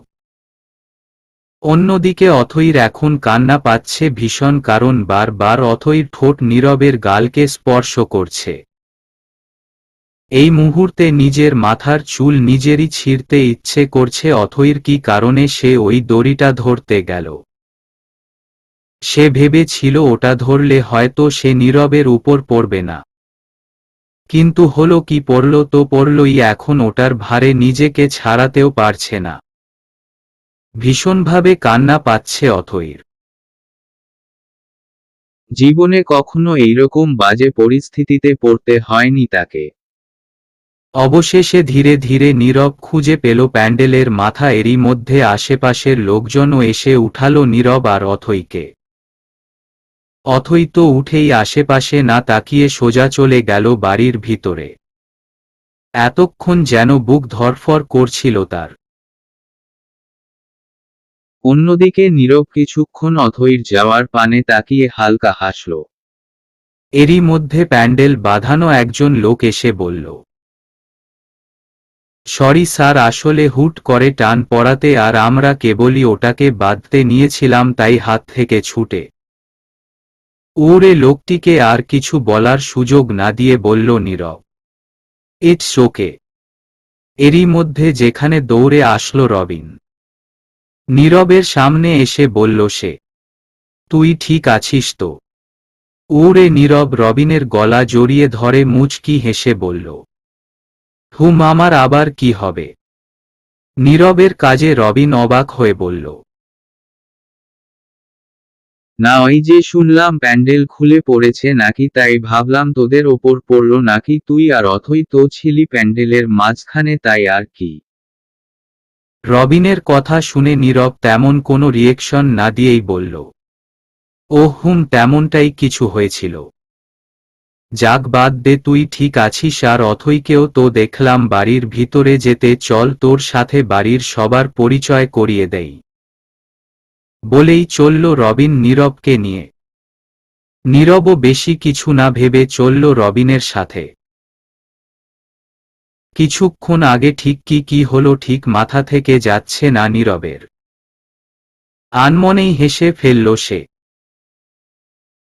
হসপিটালের করিডোরে থাকা চেয়ারের বসে আছে আহি, আর তার কাঁধে মাথা দিয়ে ঘুমিয়ে আছে রিনি। কাল শেষ রাতের দিকেই ঘুমিয়েছে দুজন। কাল বেশি রাত হয়ে যাওয়ায় আহি আর যায়নি বাসায়, হসপিটালেই থেকে যায়। আহি তো কাল রাতে শুভকে দেখে চরম অবাক। সেও ভাবতে পারেনি শুভ একজন ডাক্তার হবে। প্রথমে অবাক হলেও পরক্ষণে খুশি হয়েছে সে। আহিও এতক্ষণ ঘুমিয়েছিল, জাস্টই ঘুম ভাঙল তার। এরই মাঝে ফোনটা বেজে উঠল। আহির উপরে মায়ের নাম্বার দেখে ফোনটা তুলল সে। তারপর বলল, তুমি টেনশন নিও, আমি এক্ষুনি আসছি। এতটুকু বলে ফোনটা কেটে দেয় সে। আহির কণ্ঠ কানে আসতেই ঘুম ভেঙে যায় রিনির। আস্তে আস্তে আহির কাঁধ থেকে মাথা সরিয়ে সোজা হয়ে বসে সে। সারারাত একদিকে থাকার কারণে তার ঘাড় ব্যথা করছে। রিনির তার মাথাটাকে এপাশ ওপাশ ঘুরিয়ে বলল, বাসায় যাবি এখন? তুই তো জানিস আমায় আবার হসপিটালে যেতে হবে। জাগিয়ে ফোন দিস। আমি আবার রাতে আসবো আনে। ঠিক আছে। উড়ে আহিও আর কিছু না বলে সবাইকে বিদায় জানিয়ে চলে যায় বাসার উদ্দেশ্যে। ঘড়ির কাঁটায় তখন প্রায় দুপুর 12টার কাছাকাছি বেজে গেছে। অফিসে নিজের রুমে বসে আছে আদ্রিয়ান। চোখের সামনে বারবার তার আহির সাথে কাটানো মুহূর্তগুলো ভাসছে। আহিতে এতটাই মগ্ন যে তার সামনে নিলয় ফাইল হাতে দাঁড়িয়ে আছে এটাই বুঝতে পারেনি আদ্রিয়ান। আদ্রিয়ানের কাজে নিলয় জাস্ট হা হয়েই তাকিয়ে রইল আদ্রিয়ানের দিকে। কারণ কম হলেও নিলয় 10 বার বলেছে আদ্রিয়ানকে এই ফাইলগুলোতে তার কিছু সাইন লাগবে, কিন্তু আদ্রিয়ানের যেন নিলয়ের কথা কানেই পৌঁছায়নি। নিলয় আদ্রিয়ানের কানের কাছে তার মুখ নিয়ে বলল, স্যার, আপনার সাইন লাগবে। সাথে সাথে যেন আদ্রিয়ান চমকে উঠল। কাঁপা কাঁপা গলায় বলল সে, কি? বলেই তাকালো আদ্রিয়ান সামনেই নিলয়কে দেখে অবাক হয়ে বলল সে, তুই কখন এলি? আদ্রিয়ানের এবারের কথা শুনে নিলয়ের চোখ বেরিয়ে আসার উপক্রম। সেই কখন থেকে সে দাঁড়িয়ে আছে আদ্রিয়ানের সামনে, আর আদ্রিয়ান কি না তাকে এতক্ষণ দেখতেই পায়নি। অবাক কাণ্ড। আদ্রিয়ানের সাথে কাজ করে এত বছরে যেন আজ প্রথম এত অবাক হল নিলয় আদ্রিয়ানের কাণ্ড দেখে। চোখ বড় বড় করে তাকিয়ে আছে নিলয় আদ্রিয়ানের মুখের দিকে। আদ্রিয়ানের কাণ্ড কারখানা যেন এখনো হজম হচ্ছে না নিলয়ের। নিলয় আদ্রিয়ানের কপাল আর গলায় হাত দিয়ে বলল, দোস্ত, তুই ঠিক আছিস তো? জ্বর টর আসেনি তো আবার? নিলয়ের কাজে আদ্রিয়ান অবাক হয়ে বলল, কি করছিস কি তুই? আমি একদম ঠিক আছি। তাহলে এমন করছিস কেন? কি করেছি আমি? কি করিস নি তাই বল। সেই কখন থেকে তোর সাইন নেওয়ার জন্য দাঁড়িয়ে আছি, আর তুই কি না প্রশ্ন করছিস আমি কখন এসেছি? সাইন লাগবে, আগে বলবি তো কই পেপারগুলো দেখি। বলেই নিলয়ের হাত থেকে ফাইলটা নিয়ে একে একে সব কাগজে সাইন করে দিল আদ্রিয়ান। তারপর বসা থেকে উঠে বলল সে, আজকের সব কাজগুলো তুই দেখে নিস, আমার কিছু কাজ আছে। বলেই নিজের চুলটাকে একবার ঠিক করে হনহন করে রুম থেকে বেরিয়ে গেল আদ্রিয়ান। আদ্রিয়ানের কাজে জাস্ট হা হয়ে তাকিয়ে রইল নিলয় আদ্রিয়ানের দিকে। নির্ঘাত বেডাকে ভূতে ধরেছে, দেখতে হচ্ছে তো কাহিনীটা আসলে কি। বলেই থাইগ্লাসের উপর থেকে নিচে তাকালো নিলয়। এক প্রকার নাচতে নাচতে গাড়ি নিয়ে বেরিয়ে গেল আদ্রিয়ান। রান্নাঘরে দাঁড়িয়ে আছে অথইর মা, সাথে লিলির মা সহ আরও অনেকে। আর অথই বসে আছে সোফায়। কতক্ষণ আগে অথই বাড়ি ঢোকার আগেই লিলির মা আর অথইর মা আসে বাড়িতে। কয়েক মুহূর্ত আগে কি ঘটল তার সাথে সেটাই যেন মাথা থেকে যাচ্ছে না অথইর। বারবার শুধু প্যান্ডেল পড়ে যাওয়ার দৃশ্যটা ভেসে আসছে তার সামনে। বিরক্ত মাখা মুখ নিয়ে সোফায় বসেই চোখ বন্ধ করে ফেলল অথই। সাথে নিজের মাথার চুল টেনে ধরে বিড়বিড় করে বলল সে, উফ, কেন যে ওই দড়িটা ধরে টান দিতে গেলাম আমি। শালার আজকের দিনটাই খারাপ। এমন সময় সেখানে উপস্থিত হল রবিন আর নীরব। নীরব কাল এখানে আসার পর আজ প্রথমই আসছে লিলিদের বাড়িতে। যদিও তাকে চিনতে মোটামুটি সবারই প্রবলেম হচ্ছে। রবিন নীরবের হাত ধরে নিয়ে যায় লিলির মায়ের সামনে। যদিও যাওয়ার আগে এক পলক তাকিয়েছিল অথইর দিকে। অথইও খেয়াল করে কিন্তু পরক্ষণেই চোখ সরিয়ে ফেলে সে।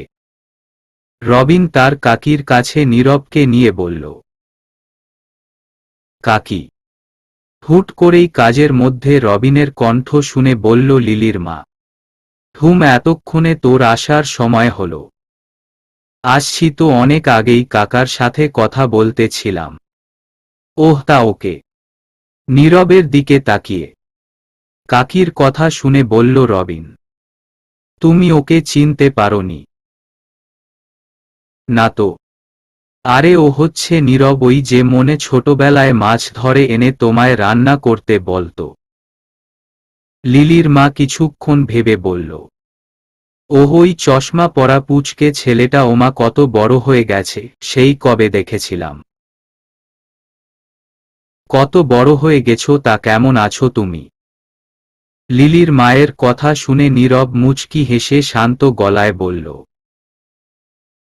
জি ভালো, আপনি ভালো আছেন তো?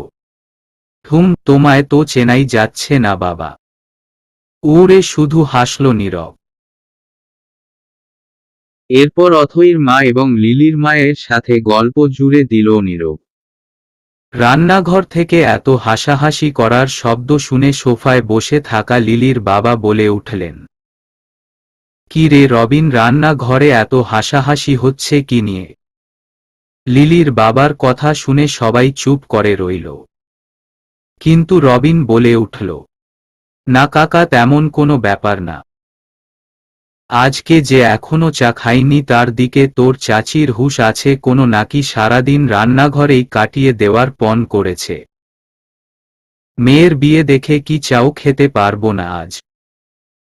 লিলির বাবার কথা শুনে ঠোঁটে কামড় দিল লিলির মা। সে সত্যি ভুলে গিয়েছিল। চটজলদি ফ্লাক্স থেকে চা কাপে বেড়ে বললেন তিনি, আমি সত্যি ভুলে গেছি রে, তোরাও আয়, তোর কাকার সাথেও পরিচয় করিয়ে দেই নীরবের। উড়ে নীরব আর রবিনও কিছু না বলে চলে যায় লিলির বাবার কাছে। সোফায় তখনও বসে ছিল অথই। যদিও রান্নাঘরে কি নিয়ে হাসাহাসি হচ্ছে সেটা শুনতে পায়নি সে। অথই তো এটাই বুঝতে পারল না নীরবের সাথে এ বাড়ির সম্পর্ক কিসের। কাকির সাথে এমন ভাবে মিশে গেছে যেন কত বছরের পুরনো সম্পর্ক। লিলির মা লিলির বাবার দিকে চাটা এগিয়ে দিয়ে বলল, এই নেও তোমার চা। উড়ে লিলির বাবাও চায়ের কাপটা হাতে নিয়ে বলল, অবশেষে তবে বের হলে রান্নাঘর থেকে? ওসব বাদ দেওয়া, আগে বলো তো তুমি ওকে চিনতে পেরেছ কিনা? নীরবের দিকে তাকিয়ে এতক্ষণ পর লিলির বাবা খেয়াল করল নীরবকে। নীরবের দিকে তাকিয়ে বললেন উনি, না তো ওকে। কে আবার? ওই যে ছোটবেলায় তোমার পুকুরের জিইয়ে রাখা মাছ যে ধরত সেই নীরব।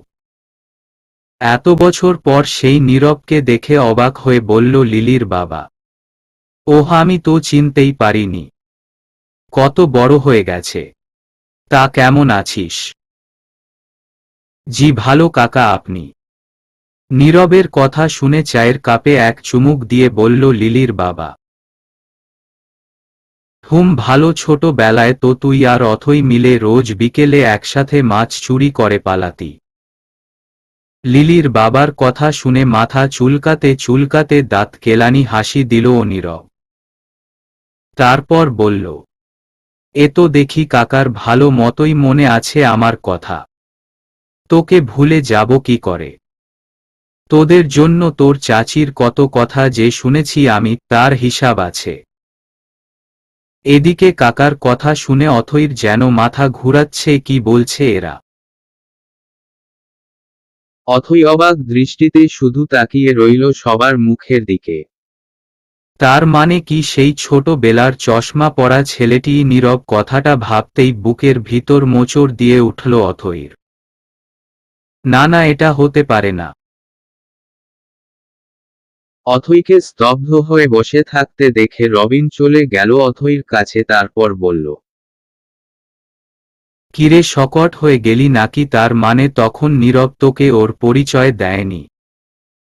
উড়ে অবাক হয়ে রবিনের দিকে তাকিয়ে বলল অথই, উনি হল নীরব, যার সাথে ছোটবেলায় একসাথে অনেকটা সময় কাটিয়েছিলি। ও মাছ ধরতো, তুই বসে থাকতি। মনে পড়ছে কিছু? বেডা, এর আগেও তো তোর সামনে সাইকেল নিয়ে পড়ে গিয়েছিল, তাই না? বলেই হেসে ফেলল রবিন। আর অথই জাস্ট স্তব্ধ হয়ে রবিনের থেকে চোখ সরিয়ে তাকালো নীরবের দিকে। নীরব তখন হেসে হেসে কথা বলছে সবার সাথে। বুকের ভিতর এক অজানা ভয় এসে গ্রাস করল অথইকে। অথই আর বসে থাকতে না পেরে দৌড়ে চলে গেল উপরে। কেন যেন সে যাকে সেই ছোটবেলা থেকে ভালোবাসে সেই নীরব, এটা ভেবেই প্রচণ্ড কষ্ট হচ্ছে অথইর। অথইকে এভাবে দৌড়ে যেতে দেখে সবাই ভাবল হয়তো ছোটবেলায় তার আর নীরবের কাণ্ডকারখানার কথা শুনে লজ্জায় পালালো। নিজের রুমের দরজা বন্ধ করে দরজা গেছে দাঁড়িয়ে আছে অথই। মাথা কাজ করা বন্ধ করে দিয়েছে তার। এটা কি হলো? সে কি না সে যাকে ভালোবাসে সে নীরব হলো? না না, এটা হতে পারে না। ওই ছেলেটা কিছুতেই নীরব হতে পারে না। যদি সত্যি সত্যি নীরব হয় তাহলে আমি কি করব? একদিকে আমার অনুভূতি আর অন্য দিকে আহি। মাথাটা চেপে ধরে নিচে বসে পড়ল অথই। এ কোনো মায়াজালে আটকে পড়েল সে। অথইর ভীষণভাবে কান্না পাচ্ছে। কি হলো এটা সেটা ভাবতেই কষ্ট হচ্ছে তার। এমন সময় অথইর দরজায় নক করল। অথইর মা বললেন, উনি? কি রে, ভিতরে ঢুকে দরজা বন্ধ করে দিয়েছিস কেন? কিছু খাবি না নাকি? মায়ের কণ্ঠ শুনতাই হকচকিয়ে উঠল অথই। তারপর নিজেকে স্বাভাবিক করে বলল সে, খাবো। তুমি আমার খাবার এখানে নিয়ে আসো। ঠিক আছে, বলেই চলে যায় অথইর মা। অথইও মায়ের চলে যাওয়াটা বুঝতে পেরে বিছানায় গিয়ে বসল। একরাশ অস্থিরতা ফিল হচ্ছে অথইর। এখন কি করবে সে ঠিক বুঝতে পারছে না। গাড়ি করে যাচ্ছে। আদ্রিয়ান কোথায় যাচ্ছে নিজেও জানে না। আদ্রিয়ান আজ যেন নিজের মধ্যে অন্যরকম কিছু একটা ফিল করছে, কিন্তু কি ফিল করছে বা কেন কিছু ফিল করছে এটাই যেন বুঝতে পারছে না আদ্রিয়ান। তাই আনমনেই গাড়ি নিয়ে এগিয়ে চলছিল সে। এমন সময় মাথায় স্কার্ফ সাথে কালো রঙের সানগ্লাস পরা একটা মেয়ে চলে আসলো তার গাড়ির সামনে। হুট করে এমনটা হওয়াতে আদ্রিয়ান কিছুটা ঘাবড়ে গিয়ে গাড়িতে ব্রেক কষল জলদি। আদ্রিয়ানের গাড়ি এসে থামল ঠিক মেয়েটার সামনে। মেয়েটাও যে ভয় পায়নি এমনটা নয়, একটু তাড়াহুড়ো করতে গিয়ে এমনটা হয়েছে। মেয়েটি নিজেই আদ্রিয়ানের গাড়ির দিকে এগিয়ে গিয়ে বলল, আই এম শ। আর কিছু বলার আগেই ভিতরে আদ্রিয়ানকে দেখে বলল সে, আরে আদ্রিয়ান ভাইয়া যে, বলেই উল্টো দিক ঘুরে গিয়ে গাড়ির দরজা খুলে ভিতরে ঢুকে পড়ল সে। মেয়েটির কাজে আদ্রিয়ান যেন হতভম্ব, সে সত্যি চিনতে পারেনি মেয়েটাকে। কিছুটা হতভম্ব হয়ে বলল সে, কে আপনি? আদ্রিয়ানের কথা মেয়েটি তার চোখের চশমা সাথে মাথায় পরা স্কার্ফটা খুলে বলল, আরে তুমি আমায় চিনতে পারোনি, আমি প্রীতি। এতক্ষণ পর মেয়েটির ফেস আর নাম শুনে মনে পড়ল আদ্রিয়ানের সেদিনের শ্রীমঙ্গল থেকে ফেরার পথে প্লেনে বসে আলাপ হওয়া মেয়েটির কথা। আদ্রিয়ান বেশ অবাক হয়ে বলল, তুমি তাও আবার এভাবে? আর বলবেন না ভাইয়া, বাড়ি থেকে লুকিয়ে বয়ফ্রেন্ডের সাথে ঘুরতে যাচ্ছিলাম। প্রীতির এবারের কথা শুনে আদ্রিয়ান চোখ বড় বড় করে ফেলল, কিন্তু কিছু বলল না। আদ্রিয়ানকে চুপচাপ থাকতে দেখে আবারও বলে উঠল প্রীতি, কিন্তু আশেপাশে কোনো গাড়ি পাচ্ছিলাম, তাই হেঁটে ওদিকটায় যাচ্ছিলাম, আর তখনই তোমার গাড়ি আসলো সামনে। খুব ভালো হয়েছে, আমায় একটু পৌঁছে দিবে, ওই সামনেই যাব। রিয়েলি তুমি তোমার বয়ফ্রেন্ডের সাথে ঘুরতে যাওয়ার জন্য আমার কাছে লিফট চাইছো? উড়ে হাসল প্রীতি। প্রীতির হাসি দেখে বলল আদ্রিয়ান, তা কতগুলো বয়ফ্রেন্ড আছে তোমার? কি যে বলো না তুমি, একটাই বয়ফ্রেন্ড আমার। আমি একজনকেই ভালোবাসি, আর বিয়ে করলে ওকেই করব। খুব ভালো। বলেই গাড়ি স্টার্ট দিল আদ্রিয়ান। কি একটা ব্যাপার হলো। আদ্রিয়ান বেশ বুঝতে পেরেছে এই মেয়েটা সারা রাস্তায় এখন বকবক করবে। তাই হলো, পুরো রাস্তা জুড়ে বকবক করছে সে। হঠাৎই বলে উঠল প্রীতি, আচ্ছা তোমার কোনো গার্লফ্রেন্ড নেই ভাইয়া? প্রীতির কথা শুনে আদ্রিয়ানও না বোধক মাথা নাড়াল। আদ্রিয়ানের মাথা নাড়ানো দেখে প্রীতি অবাক হয়ে বলল, কোনো গার্লফ্রেন্ড নেই? না। যা তুমি মিথ্যে কথা বলছো, এত সুন্দর দেখতে একটা ছেলের নাকি গার্লফ্রেন্ড নেই? আমাকে বোকা পেয়েছো নাকি? আরে সত্যি বলছি, আসলে কি বলো তো, আমার মেয়েদের তেমন একটা পছন্দ নয়। আর আমি কখনো সেইভাবে কোনো মেয়েকে নিয়ে ভাবিনি। এখনো ভাবো না? কেউ তো একজন আছে নিশ্চয়ই। আরে নেই, সত্যি বলছি। প্রীতির চাহনি দেখে বলল আদ্রিয়ান, তবে একটা কথা বলবো তোমায়। বলো। ইদানিং আমি নিজের মধ্যে কেমন একটা চেঞ্জিং লক্ষ্য করছি। সেটা কেমন? সেটাই তো বুঝতে পারছি না। আমার মনে হচ্ছে আমি একটু পাল্টে গেছি, বাট সেটা যে আসলে কেন সেটাই বুঝতে পারছি না। আমি খুব রাগী স্বভাবের, কিন্তু সেই স্বভাবটা যে হারিয়ে যাচ্ছে আমার কাছ থেকে। তোমার লাইফে কি কোনো মেয়ে এসেছে ভাইয়া? আদ্রিয়ান কিছুক্ষণ চুপ থেকে থেকে বলল, মেয়ে একজন আছে বুঝলে, ওই আমার লাইফের প্রথম একটা মেয়ে, যে মেয়েটা কারণে অকারণে আমার কাছাকাছি চলে আসে। ওর সাথে আমার কাটানো অনেক মুহূর্ত আছে যেগুলো আমি চাইলেও ভুলে যেতে পারছি না। প্রথমে তো আমি ওকে সহ্যই করতে পারতাম না, কিন্তু এখন যেন ওর সাথে দেখা হলেই আমার বেশি ভালো লাগে। কিছুদিন যাবৎ মনে হচ্ছে আমার জীবনে প্রতিটা মুহূর্তে আই ফিল হার। এসব কেন হচ্ছে? এটার কারণটা কি? আদ্রিয়ানের কথা শুনে প্রীতি মুচকি হেসে বলল, কারণ ইউ লাভ হার। প্রীতির কথা শুনেই গাড়িতে ব্রেক কষল আদ্রিয়ান। গাড়ি থামিয়ে প্রীতির দিকে তাকিয়ে বলল সে, হোয়াট? উড়ে হাসে প্রীতি। প্রীতির হাসি দেখে বেশ বিষণ্ণ ভরা কণ্ঠ নিয়ে বলল সে, তুমি হাসছো কেন? হাসবো না তো কি করব? তুমি একটা মেয়েকে ভালোবাসো অথচ বুঝতে পারছো না। আচ্ছা আমি যে সত্যি ওকে ভালোবাসি এটা বুঝবো কি করে? আই মিন তুমি যে তোমার বয়ফ্রেন্ডকেই ভালোবাসো এটা বুঝলে কি করে? আদ্রিয়ানের কথা শুনে প্রীতি বেশ আগ্রহের সঙ্গে বলতে লাগল, ভালোবাসা হলো একটা অনুভূতি। এই অনুভূতির মধ্যে আছে ভালো লাগা, খারাপ লাগা, দুঃখ, কষ্ট। তুমি যখন কাউকে ভালোবাসতে শুরু করবে দেখবে তাকে ছাড়া তোমার আর কিছুই ভালো লাগবে না। সে যখন তোমার সামনে আসবে ইউ ফিল সামথিং, দেখবে তোমার হাত অটোমেটিক তোমার বুকের কাছে চলে যাবে। তুমি যখন তার চোখের দিকে তাকাবে মনে হবে সেখানেই যেন ডুবে থাকো সারাক্ষণ। তার স্পর্শ, তার হাঁটা চলা, পাগলামি ইত্যাদিতে কখনোই তুমি বোরিং ফিল করবে না। তোমার ভালো লাগবে তার সাথে মিশতে, তার সাথে কথা বলতে। রাতে ঘুমাতে পারবে না, চোখ বন্ধ করলেই যেন তার ফেসটা তোমার সামনে ভাসবে। তার সাথে কাটানো মুহূর্তগুলো ইত্যাদি ইত্যাদি। আর একটা কমন বিষয়, সেটা হলো জেলাসি। সেটা কেমন?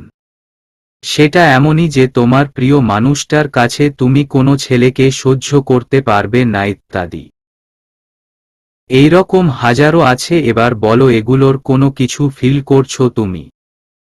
আমি তো এগুলো খেয়াল করিনি, আর রাতে তো আমি এমনি ঘুমাতে পারি না। আদ্রিয়ানের এবারের কথা শুনে বিস্ময় নিয়ে বলল প্রীতি। মানে? আছে কিছু বাদ দেও। এতটুকু বলে আবারও গাড়ি চালাতে শুরু করলো আদ্রিয়ান।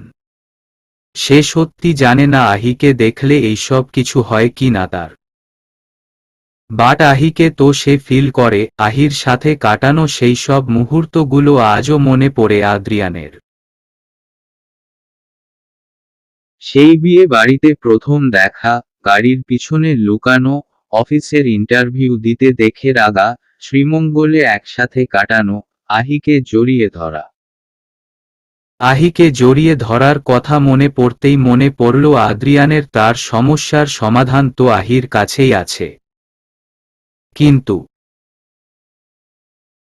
আর বেশি ভাবল না আদ্রিয়ান, কেমন যেন সবকিছু ঘোলাটে লাগছে তার কাছে। কিছুক্ষণ পর হঠাৎই একটা রাস্তার সামনে গাড়ি থামাতে বলল প্রীতি। প্রীতির কথা মতো আদ্রিয়ানও গাড়ি থামাল। গাড়ি থামতেই প্রীতি গাড়ি থেকে নেমে বলল, থ্যাংক ইউ ভাইয়া, আর অল দ্য বেস্ট। প্রীতির কথা শুনে আদ্রিয়ান অবাক হয়ে বলল, অল দ্য বেস্ট কেন? কারণ খুব শীঘ্রই তুমি তোমার ভালোবাসার মানুষকে প্রপোজ করবে। ওরে! আদ্রিয়ান কিছু বলার আগেই প্রীতি বাই বলে মুচকি হেসে চলে গেল। আর আদ্রিয়ান জাস্ট হা হয়ে তাকিয়ে রইল প্রীতির যাওয়ার পানে। যেন প্রীতি যা বলল সব তার মাথার উপর দিয়ে গেল। প্রীতি কিছু দূর যেতেই আদ্রিয়ান আবার গাড়ি স্টার্ট দিল। আর ভাবতে লাগল প্রীতির কথাগুলো। তাকে জানতেই হবে সে সত্যি আহিকে ভালোবাসে কিনা, কিন্তু কিভাবে? দুপুরের কড়া রোদ্দুরের মাঝে আনমনেই হাঁটছে আহি। তার মূল উদ্দেশ্য হল হসপিটালে যাওয়া। আজ একটু লেট হয়েছে তার। আসলে রিনিদের কাছ বিদায় জানিয়ে বাড়ি ফিরে একটু ঘুমিয়েছিল সে, যার কারণেই একটু লেট হয়েছে তার। তবে এতে খুব অসুবিধা হবে না হয়তো। এর রকম নানা কিছু ভাবতেই এগোচ্ছিল আহি। এমন সময় তার সামনে আসলো একটা গাড়ি। চলবে।